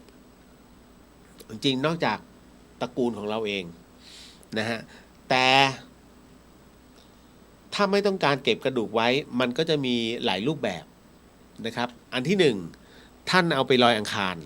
อันที่สองเอาเขาเรียกว่าเอาไปใส่ธาตุเจดีย์ตามวัดต่างๆที่เขามีแต่ส่วนใหญ่เดี๋ยวนี้ไม่ค่อยรับแล้ววัดฝายหินนี่เตรียมที่จะโละนะฮะมีโครงการว่าจะโละป่าช้าบางจุดออกแล้วจะทำเป็นคอนโดให้คือถ้าใครไปเผาเนี่ยเสร็จปุ๊บเนี่ยเราก็จะทำเป็นคอนโดเป็นตู้กระจกก็เอาโถที่ใส่กระดูกฮะวางตามช่องต่างๆมีรูปให้รู้ว่าอ๋อคนนี้นะมีชื่อชาตามรณะแค่นั้นจบเหมือนกันทุกอย่างแต่เพียงแต่ว่าย่อขนาดให้เล็กลงเพราะจะได้ไม่กินพื้นที่นะครับก็อันเนี้ยก็เลยบอกเอาไว้ก่อนว่านี่มันเป็นอย่างนี้นะกระดูกเอาไปย่อยสลายเอง นั่นก็หมายถึงว่าเผาอีกรอบหนึ่งเผากระดูกนี่แหละอีกรอบหนึ่งฮะเผาจนเป็นผงเลยนะครับแล้วก็เอาผงนั้นน่ะลอยอังคารก็ได้ก็คือลอยน้ำหรือว่าโปรยจะโปรยแล้วแต่ท่านเลยได้หมดนะครับบางคนก็นิยมเอาไปลอยอังคารนะฮะและถามว่าการทำบุญให้คนตายจำเป็นต้องมีกระดูกไหมไม่จำเป็นฮะไม่จำเป็นการทำบุญคือการระลึกถึงนะฮะแล้วก็เราแค่มีชื่อนามสกุลนะตรงนี้ก็ถึงฮะบุญกุศลนะถึงเหมือนกันนะเพราะฉะนั้นเวลาจำได้ไหมฮะที่ผมบอกท่านใดที่อยากจะที่เป็นศิษย์หลวงพี่ภัสกรและอยากทำบุญนะไปเลยตรงนี้แล้วนึกถึงท่านได้หมดถึงฮะเพราะเราน้อมจิตน้อมใจไปนะมันถึงอยู่แล้วฮะบุคคลนั้นเป็นที่รักบุคคลนั้นเป็นครูบาอาจารย์นะครับเก็ตเนาะต่อมานะครับเดี๋ยวนะฮะ ลูกสาวไปเก็บดอกพิกุลมาจากวัดอันนี้จะบาปไหมคะคือมันหล่นตรงทางเดินนะคะคุณคิดว่าบาปไหมเอางี้ดูที่เจตนาเป็นหลักผมบอกเสมอนะครับว่าจะบาปไม่บาปนะจะต้องมีกรรมจะต้องไปเป็นเปรตไหมการเอาของวัดไปเป็นเปรตนะ แต่ไหนแต่ไรแต่โบราณแล้วฮะนะครับที่เขาขู่กันไว้มันเป็นเรื่องจริงนะครับเดี๋ยวจะเล่าให้ฟัง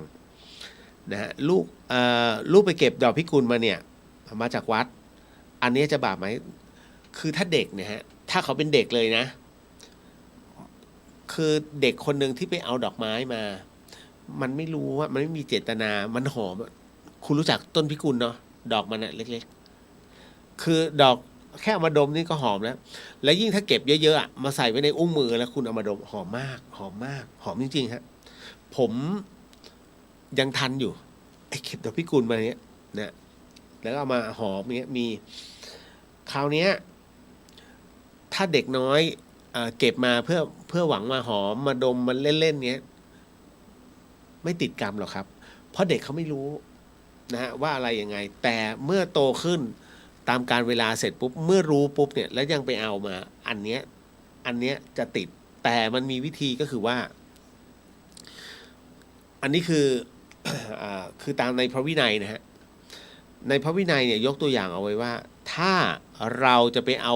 สิ่งของในวัดนะฮะสิ่งของในวัดไม่ว่าสิ่งหนึ่งสิ่งใดก็ตามเนี่ยเอามาเป็นของเรา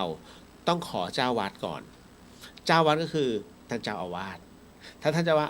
ไม่ใช้เราเอาไปเถอะจบแต่ถ้าหยิบไปโดยพละการเตรียมตัวเลยฮะนะเตรียมตัวรู้ทั้งรู้เตรียมตัวเป็นเปรตแต่กรณีที่เป็นดอกไม้หรือว่าผลไม้ที่อยู่ในวัดแล้วหยิบไปล่ะอันนี้ก็เปรตเหมือนกันแต่มันจะมีข้อยกเว้นตรงที่ว่าอย่างวัดฝายหินเนี่ยฮะตู้ลุงโตเนี่ยนะหลวงพี่โตเนี่ยท่านปลูกดอกไม้อย่างดอกกุหลาบเนี่ย อย่างวาเลนไทน์เงี้ย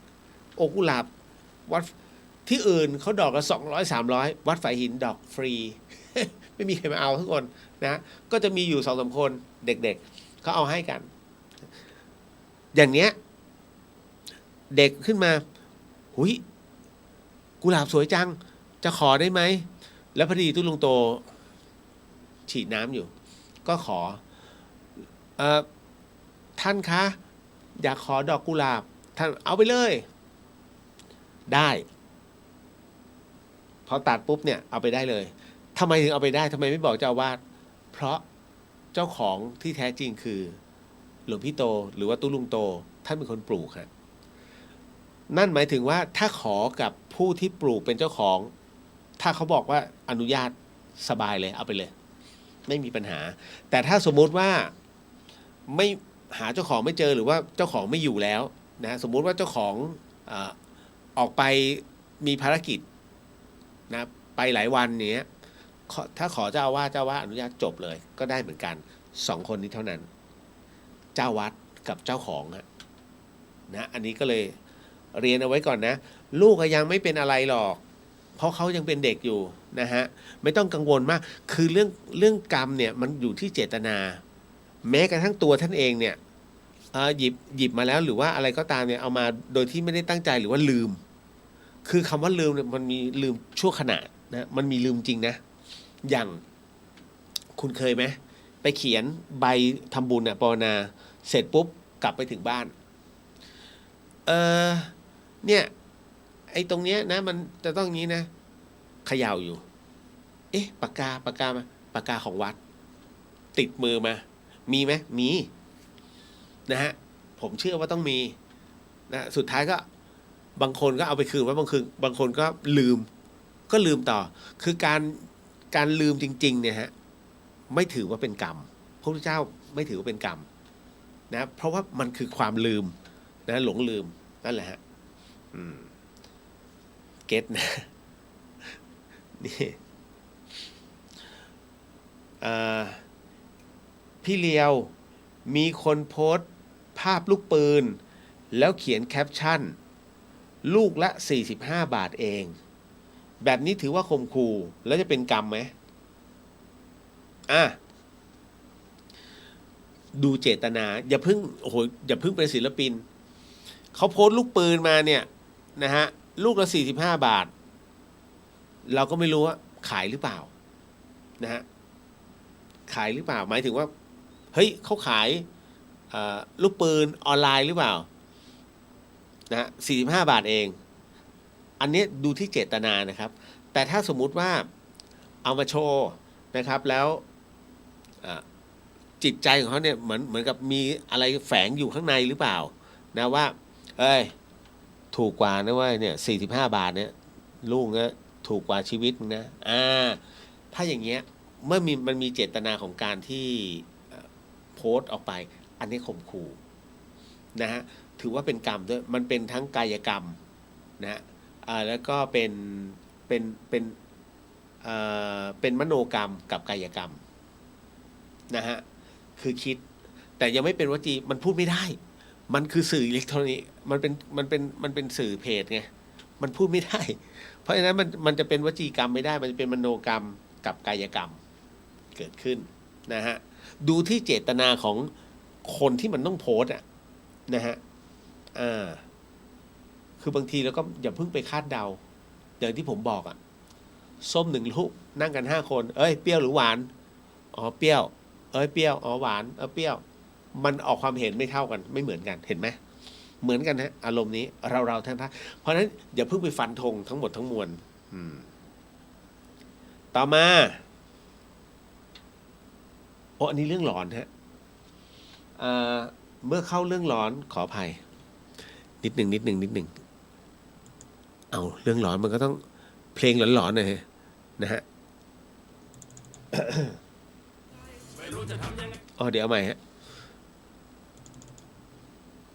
เข้ายัง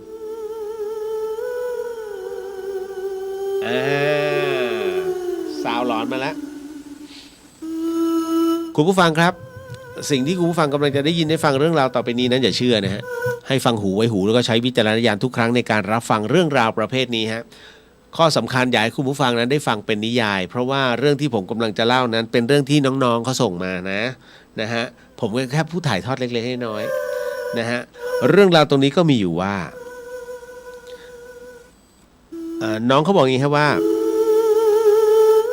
เมื่อต้นปีใหม่ฮะเมื่อต้นปีใหม่เพื่อนที่อยู่ห้องข้างๆหนูเขาเสียชีวิตค่ะพี่เลียวก็คือตกบันไดที่บ้านเขานะตกบันไดที่บ้านที่สำคัญคือคอหักไอ้เรื่องตกบันไดคอหักนี่ไม่ใช่เรื่องเล่นๆนะคุณเท่าที่ผมจัดรายการมา10 กว่าปีเนี่ยฮะไอ้ตกบันไดคอหักเนี่ยบ่อยมากซึ่งหนึ่งในนั้นก็จะมีเรื่องราวของเพื่อนผมด้วยที่ตกบันไดแล้วคอหักไปเอาเงินปากผีโอ้ยอันนี้สมัยเด็กๆแล้วนะที่ชื่อโน้ตนะพอมันผ่านมาแล้วเรื่องราวมันผ่านมาก็ไม่ได้ว่าอะไรแต่การตกบันไดของเขาเนี่ยมันคือหน้ากังขามันเหมือนกับของกรณีเพื่อนผมที่ตกบันไดเนี่ยแม่เขาบอกมันเขาอาบน้ำเสร็จจากนั้นก็เดินขึ้นธรรมดานะแล้วอยู่ๆเสียงดังแอ๊กแล้วก็กิ้งกึกแล้วหัวลงแล้วก็คอพับกึบเรียบร้อยคือคำว่าแอ๊กในที่นี้เหมือนกับเหมือนมันจุกอ่ะเหมือนโดนถีบอ่ะซึ่งไม่มีใครอยู่บนบ้านนะฮะแต่มันผ่านการไปลักขโมยเงินปากผีเรื่องนี้นานมากแล้วนะฮะ มันก็เลยเกิดเหตุตรงนี้ขึ้นมาเขาก็เลยบอกไอเนี่ยผีตามมาหักคอใช่หรือเปล่าไม่รู้เพราะไม่มีใครเห็นนะแต่กรณีตรงนี้เนี่ยที่น้องเขาบอกว่าเพื่อนน้องอะตกบันไดแล้วคอหักอันนี้คือตกที่บ้านนะฮะแล้วปรากฏว่าอย่างนี้ฮะคราวนี้หนูก็ได้ยินเสียงพูดคุยในห้องเขานะพี่เลียวก็เลยบอกให้เพื่อนนั้นลองฟังตอนนั้น 1:00 กว่าแล้วนะคือเอาหูแนบก็เอาหูแนบผนังเลยฮะได้ยินชัดมากเพื่อนก็ได้ยินเราก็เลยลองเปิดประตูห้องนั้นน่ะกะว่าจะไปเคาะเลยไปเคาะถามเลยว่าเฮ้ยยังไงนะฮะเราเหมือนกับที่เขาบอกว่ามันตายจริงไหมหรือว่ามันโดนอำกันนะฮะคราวนี้พอไปถึงที่หน้าห้องปรากฏว่าประตูมันล็อกฮะมันล็อกกุญแจนะคะพี่เลียวหนูก็เลยโทรหาขออภัยชื่อหน่อยฮะน้องกุลนะฮะน้องกุลเป็นแฟนเพื่อนนะฮะแล้วคราวนี้เขาบอกว่ากุลก็บอกว่าเฮ้ยตอนนี้ยังอยู่บ้านเมย์นะครับเพื่อนก็คือเมย์ก็คือเพื่อนเขานะเพื่อนน้องที่อยู่ข้างห้องนั่นแหละนะที่เมย์คือคนที่ตายนะฮะก็อยู่บ้านเมย์เพื่อนหนูนี่แหละนะเพราะตอนนั้นเนี่ยน่าจะเป็นวันที่6หรือวันที่7ของการตายนะฮะคราวนี้พอกลับไปนอนกันเนี่ยปรากฏว่าครั้งนี้พี่เลียวครั้งนี้มันเกิดเป็นกลิ่นแบบเหม็นสาบมากแบบสาบเน่ามากเน่าแบบจนจะอาเจียนกันเลยจึงต้องเปิดไฟแล้วหาที่มาของกลิ่นกันปรากฏว่าเป็นเนื้อหมูในกระทงแห้งๆมีหนอนขึ้นใต้เตียงคือเรา2 คนเนี่ยเมื่อถามกันแล้วเนี่ยต่างคนต่างไม่แน่ใจว่าเอาเนื้อเน่านี้มาได้ยังไงนะคือไม่รู้ว่าเนื้อเน่าเนี่ยมันมาในห้องได้ยังไงสุดท้ายก็ทำความสะอาดกันนะฮะคราวนี้ยิ่งนอนยิ่งเหม็น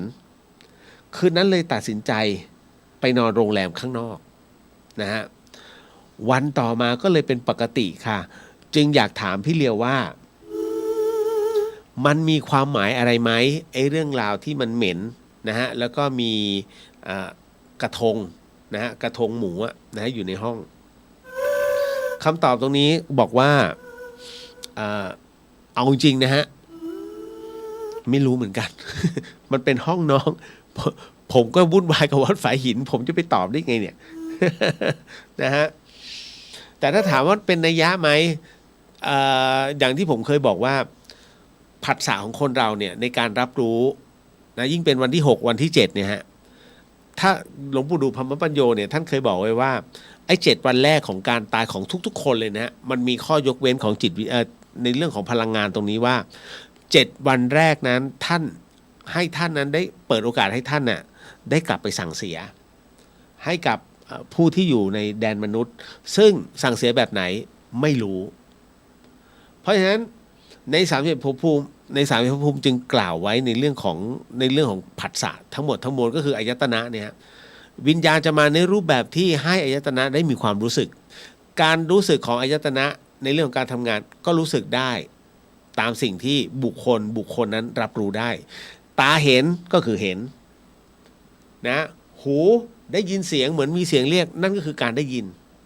ที่เขามาบอกนั่นหมายถึงว่าภูมิของแต่ละคนไม่เหมือนกันอยู่ๆกลิ่นมาเหม็นเลยนี่ได้กลิ่นคือมาให้ปะทะให้กลิ่นมาปะทะคุณจัดอยู่ในการที่ให้ได้กลิ่นแต่มันเป็นสตวงหรือว่าเป็นกระทงที่มีเนื้อหมูเน่าอยู่ตรงนั้นแล้วมันมายังไงไม่มีใครตอบได้แต่ถามว่าโดนทำของไหมผมว่าใครจะเข้าไปในห้องมันก็เป็นเรื่องที่น่าขบคิดนะฮะก็อย่างคาถาที่ให้ไปก็ลองไปก่อนแล้วกันนะเพราะว่าคือเรื่องราวมันตอบไม่ได้จริงๆนะเพราะมันหลายเรื่องราวมากนะที่มันจะจัดอยู่ในหมู่ตรงนี้นะเราก็ไม่ได้อยู่ตรงนั้นจะไปตอบไงล่ะ นะฮะเก็ตนะเอาคาถานะทำน้ำมนต์แล้วก็ดังที่พี่เลียวบอกเอาถูเลยนะผสมน้ำแล้วก็ถูพื้นอย่าคิดว่าอุ๊ยเดี๋ยวมันจะเสื่อมมันต่ำเดี๋ยวนะเอาน้ำนะเอาน้ำลาดแล้วท่านเดินเนี่ยถามว่าต่ำไหมเหมือนกันอันเนี้ยถูไปจิตเราเป็นกุศลเราไม่ได้มาทำอะไรให้มันอยู่ในขั้นตอนที่มันต้องเสื่อมไม่ใช่ฮะไอ้เสื่อมในประเภทที่คล้องพระไอ้กินเหล้า2 แก้วชนแก้วแล้วดื่มเนี่ยเสื่อมฮะเพราะอะไรท่านยกแก้วเหล้าข้ามหัวพระ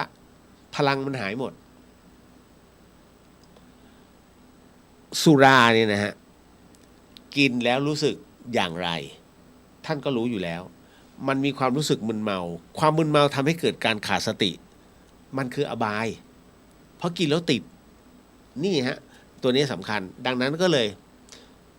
ยกปุ๊บเดี๋ยวยกเข้าปากเสื่อมนะฮะมีผู้ถามมาว่าพระจูงหมาบิณฑบาตได้ไหมคะนะฮะมันเอาจริงๆเนี่ยมันก็ไม่ควรบิณฑบาตก็คือบิณฑบาตพระพุทธเจ้านั้นให้ไปเฉพาะเครื่องแบบยูนิฟอร์มของพระกับบาตรแค่นั้นเลยไม่ได้บอกว่าต้องมีหมานำนะฮะดังนั้นกรณีที่พระจูงหมาท่านอาจจะไม่อยากทิ้งสุนัขเอาไว้นะครับหรือมันตามพอมันตามเกินไปเนี่ยถ้าเอาวะล่ามแล้วกันสมัยผมบวชนะฮะจะมีสุนัขเดินตามเนี่ย2-3 ตัวแปลกมากเขาก็บอกเฮ้ยมาแล้วหลวงพี่หมามาแล้ว จะภูมิใจดีไหมเนี่ยนะเพราะฉะนั้นมันก็แล้วแต่ให้รู้ไว้ว่าถ้าพระท่านเลี้ยงหมาแสดงว่าท่านยังต้องฝึกอีกเยอะทำไมหมาคือห่วงฮะหมานี่คือห่วงเพราะมันเป็นห่วงไงมันเป็นห่วงที่ต้องเป็นห่วงมันจะกินข้าวไหมวะเฮ้ยมันไม่สบายเฮ้ยเอาเน้นเอาหมาไปหาหมอหน่อยสิเห็นไหมเอาจิตของเราไปผูกกับมันเรียบร้อยเลยนะฮะยังไงก็ไปเขาเรียกจะหานิพพานไม่เจอเพราะว่ามันมีห่วงที่เป็นหมาแล้วนะครับณตรงนี้จริงมันก็ไม่แปลกนะไม่ผิดหรอกนะฮะที่พระท่านจะเลี้ยงหมาแต่ถ้าเลี้ยงให้เป็นห่วงเนี่ยอันนี้ไม่เหมาะสมนะครับสงสัยค่ะว่าหวยรัฐทำไมไม่ผิดศีลหรือไม่เป็นการพนันโอ้โหเดี๋ยวมันจะเรื่องใหญ่ นะสงสัยค่ะว่าหวยรัฐทำไมไม่ผิดศีลผิด แล้วทำไมไม่เป็นการพนันเป็นใครบอกไม่เป็นการพนันนะฮะ หวยรัฐเนี่ยตัวดี ตัวเนี้ยตัวผิดศีลนะฮะมันคืออบายมุขเลยฮะให้ท่านจำไว้นะอะไรก็ตามที่ทำให้เกิดการติดนะเมื่อเล่นแล้วรู้สึกว่าติดแล้วติดเนี่ยนะติดจนเกินไปไม่ซื้อไม่ได้แล้วนะฮะแล้วซื้อทีซื้อเยอะๆซื้อแบบโอ้โหชีวิตจะล่มอ่ะนะฮะเพราะฉะนั้นอันนี้แหละการพนันเพียงแต่เขาจัดให้มาถูกต้องตามกฎหมายเมื่อก่อนมันมีหวยกอมันมีหวยกอขอนะฮะมันมียี่กีนะมันมีหวยหลายๆอย่างคือมันเป็นการพนันหมดแล้วมาแต่ไหนแต่ไรแล้วเพราะฉะนั้นเนี่ยพอมันมีหวยตรงนี้ขึ้นมาเสร็จปุ๊บเนี่ยรัฐก็มองว่าทำมันถูกกฎหมายก็จดทะเบียนนะแล้วก็เป็นการขายของรัฐแล้วเอาเงินเข้ารัฐนะถามว่ามันคือการพนันมันคือการพนันนะลุ้นกันว่าจะออกไม่ออกนะฮะเพราะฉะนั้นอะไรก็ตามที่ทำให้เกิดการมอมเมาอบายมุขมันถือเป็นอบายมุขนะฮะหวยนี่ก็เหมือนกันนะจึงถือว่ามันเป็นการมอมเมานี่แหละมันเป็นหนทางที่จะต้องทำให้เสื่อมแล้วก็ผิดศีลในเวลาต่อมานะครับเดี๋ยวนะฮะพระท่านพูดเรื่องการเมืองมันเหมาะสมไหมครับพระพูดเรื่องการเมืองเหมาะสมไหมตอนผมบวชผมก็พูดนะเรื่องการเมืองแต่ผมเอาการเมืองมาเป็นบทที่ใช้สอนคือการถ้าท่านคือเรียกว่าถ้าพระท่านเอาการเมืองที่ยกตัวอย่างนะยกการเมืองมาสอนเป็นเรื่องราวของธรรมะโดยใช้กฎของพระพุทธศาสนาเนี่ยเข้าไปสอนนะฮะเนี่ยนะการที่มีการพูดปดมดเท็จนะฮะมันก็จะก่อให้เกิดแบบนี้กับเยาวชนในอนาคตเนี่ยถ้าตามหลักพระพุทธศาสนาบุคคลประเภทนี้จึงจัดเป็นว่าบุคคลที่พบไม่ได้เพราะเขามีลิ้นที่เป็นอาวุธอย่างดีอะไรอย่างนี้เป็นต้นนะยกตัวอย่างแล้วตีเป็นข้อธรรมอย่างนี้สามารถทำได้แต่ถ้าพระที่ท่านเอาการเมืองมาวิจารณ์วิจารณ์หนักเลยมันอย่างนี้นะมันไม่เหมาะสมนะมันไม่ควรภิกษุเราจะอยู่ไม่ได้พระเหลืองต้องร้อนอะไรเงี้ยเรียบร้อย อันนี้ผิด 100% ถ้าพระภิกษุเอาเรื่องราวการเมืองมาเป็นวิพากษ์โดยที่ไม่เอาข้อธรรมไปใส่ให้เหมาะสมผิดนะฮะซึ่งจริงแล้วมันไม่เกิดประโยชน์ที่ฝาหินก็มีนะฮะท่านจะเป็นนักดีเบตซึ่งการดีเบตเนี่ยหลวงพี่ภัสกรเคยบอกไว้ไร้สาระไม่เกิดประโยชน์การดีเบตเนี่ยไม่ได้ช่วยอะไรเลยช่วยให้เขาดูถูกด้วยซ้ำมันไม่ได้กิจของสงฆ์เลยฮะกิจของสงฆ์ก็คือเผยแผ่ธรรมะอันที่สองคือปฏิบัติตนนะให้อยู่ในกรอบพระวินัยอันที่สามศึกษา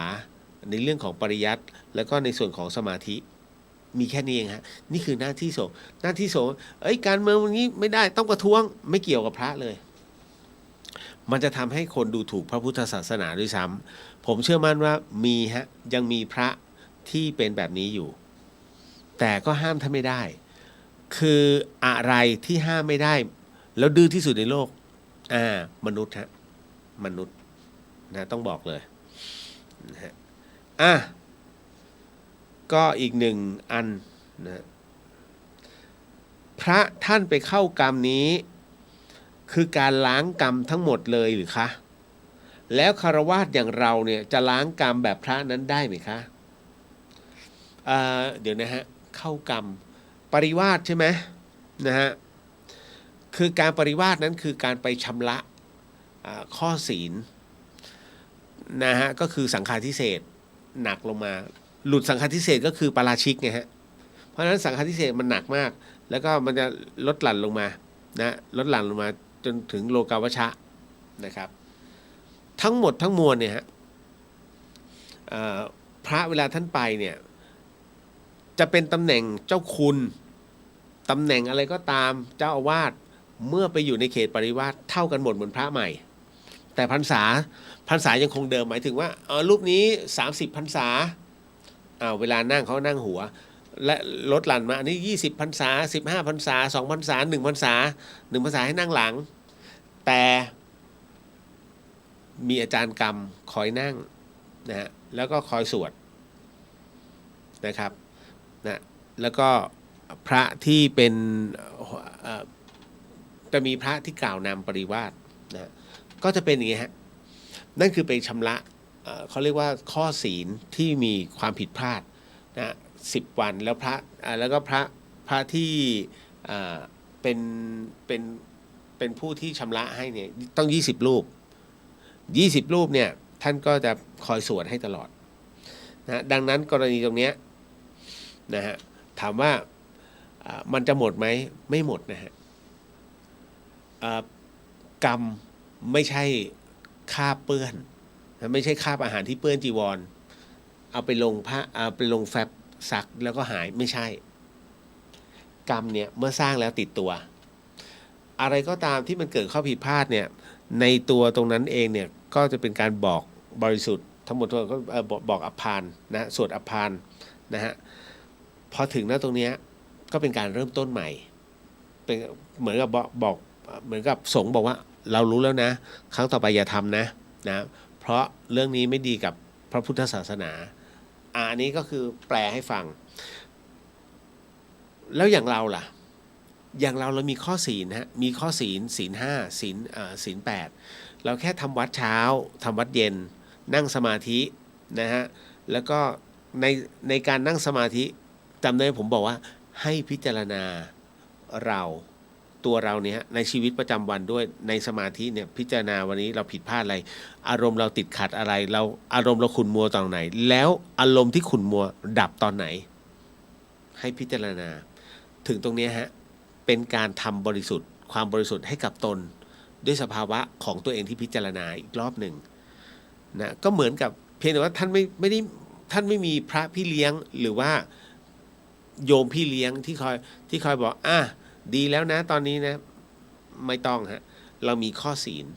นะเราสามารถชำระได้ด้วยตัวเองเพราะพระท่านศีล227เราศีล5ศีล8อย่างเงี้ยฮะชำระเองได้นะครับแค่เราสวดมนต์แล้วก็ปฏิญาณใหม่สมทานใหม่อีกรอบหนึ่งนะครับต่อให้พระท่านเข้าปริวาสอย่างกรรมเนี่ยที่เคยทำเอาไว้ถามว่ามันจะหมดไหมมันจะไม่หมดยกเว้นว่าท่านน่ะถึงที่สุดแล้วแบบเรื่องของหลวงปู่มั่นเนี่ยฮะถึงที่สุดแล้วทุกอย่างเคลียร์หมดทุกอันเนี้ยกรรมที่ทำไว้มันจะเป็นอโหสิกรรมยกเว้นอนันตริยกรรมนะฮะถ้าอนันตริยกรรมหมดสิทธิ์ความเป็นอรหันต์นะไม่ได้ก็เลยจึงเป็นที่มาที่ไปนั่นเองนะฮะว่าเนี่ยนะอารมณ์นี้ประมาณนี้คุณผู้ฟังครับก็ยังไงก็ตามเดี๋ยวผมจะแจ้งอีกทีในส่วนของงานกฐินของวัดฝายหินที่สำคัญก็คือสัปดาห์หน้าผมไม่อยู่นะวันนี้เองก็น่าจะเป็นอีก1 วันนะฮะที่ได้จัดพรุ่งนี้ต้องเคลียร์ทั้งหมดนะฮะแม้กระทั่งการไปเอาถ้วยยิงกงหนังกระติกก็ต้องไปทำวันพรุ่งนี้เอาให้จบนะฮะก็เดี๋ยวรับพรนะครับเพราะว่าหลายๆท่านก็ต้องเข้านอนแล้วผมยังไม่นอนเดี๋ยวต้องทำต่อต้องทำชาร์ตของวัดสาธุสาธุสาธุสิ่งหนึ่งสิ่งใดที่ผิดพลาดพลั้งไปก็ต้องขอโอสิกรรมไม่ได้มีเจตนานะฮะ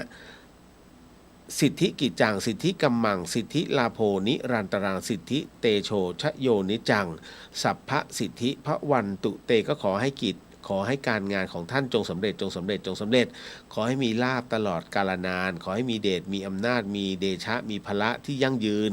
ขอความสำเร็จทั้งหลายทั้งปวงเหล่านั้นจงมีแด่ท่านขอความสำเร็จทั้งหลายทั้งปวงเหล่านั้นจงมีแด่ท่านขอความสำเร็จทั้งหลายทั้งปวงเหล่านั้นจงมีแด่ท่าน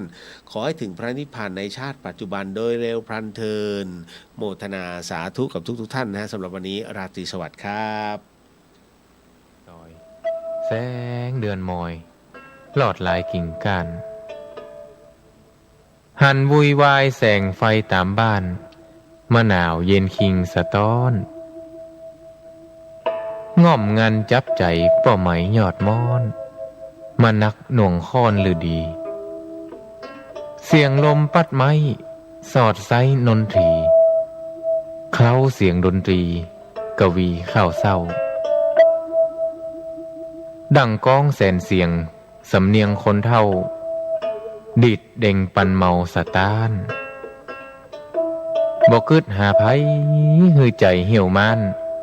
ปล่อยใจว่าอันตุยลมมีปินหัวจ้างแนบข้างประสมสุขแสนอารมณ์บ่ถามใครได้มีปินหัวจ้างแนบข้างประสมสุขแสนอารมณ์บ่ถามใครได้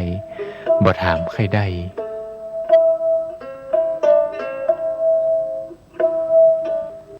คุณกำลังฟังสถานีวิทยุเพื่อการศึกษาพระพุทธศาสนาและวัฒนธรรม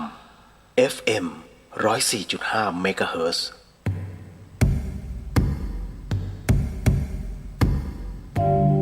ประชาชนชาวเชียงใหม่ที่เคารพทุกท่านบัดเดี๋ยวนี้จังหวัดเชียงใหม่กำลังเผชิญกับปัญหาหมอกควันและฝุ่นละออง PM 2.5 ที่ส่งผลกระทบต่อสุขภาพของประชาชนอย่างรุนแรงสาเหตุหลักมาจากการเผาในที่โล่งด้วยเหตุนี้จึงขอความร่วมมือจากพี่น้องประชาชนทุกท่านงดการเผาในที่โล่งทุกชนิดตั้งแต่วันที่ 1 มกราคมถึง 15 พฤษภาคม 2568 ขณะ หากมี นี้ ความจำเป็นต้องเผา ท่าน อย่าง กำลัง ยิ่ง ฟัง ต้องลงทะเบียน ส ผ่า ถาน ระ นี บบ วิ ไฟ ทยุ ดี กระจายเสี ที่ ย อง งค์กรปกครองส่วนท้องถิ่นก่อน หากพบเห็นการเผาในที่โล่งสามารถแจ้งได้ที่สายด่วน 191 หรือ 053-112-808 ตลอด24 ชั่วโมง ไม่จับทำให้จิตใจผ่องใส 1 ปีมี 1 ครั้งงานวันกตัญญูรำลึกถึงบรรพชนผู้สร้างวัดโลกโมลี ประจำปี 2568 ขอเชิญร่วมบุญเป็นเจ้าภาพแจกข้าวสารจำนวน 100 ตัน และร่วมเป็นเจ้าภาพโรงทาน ในวันที่ 9 ถึงวันที่ 10 เมษายน ท่านผู้ใดมีจิตศรัทธาที่จะเป็น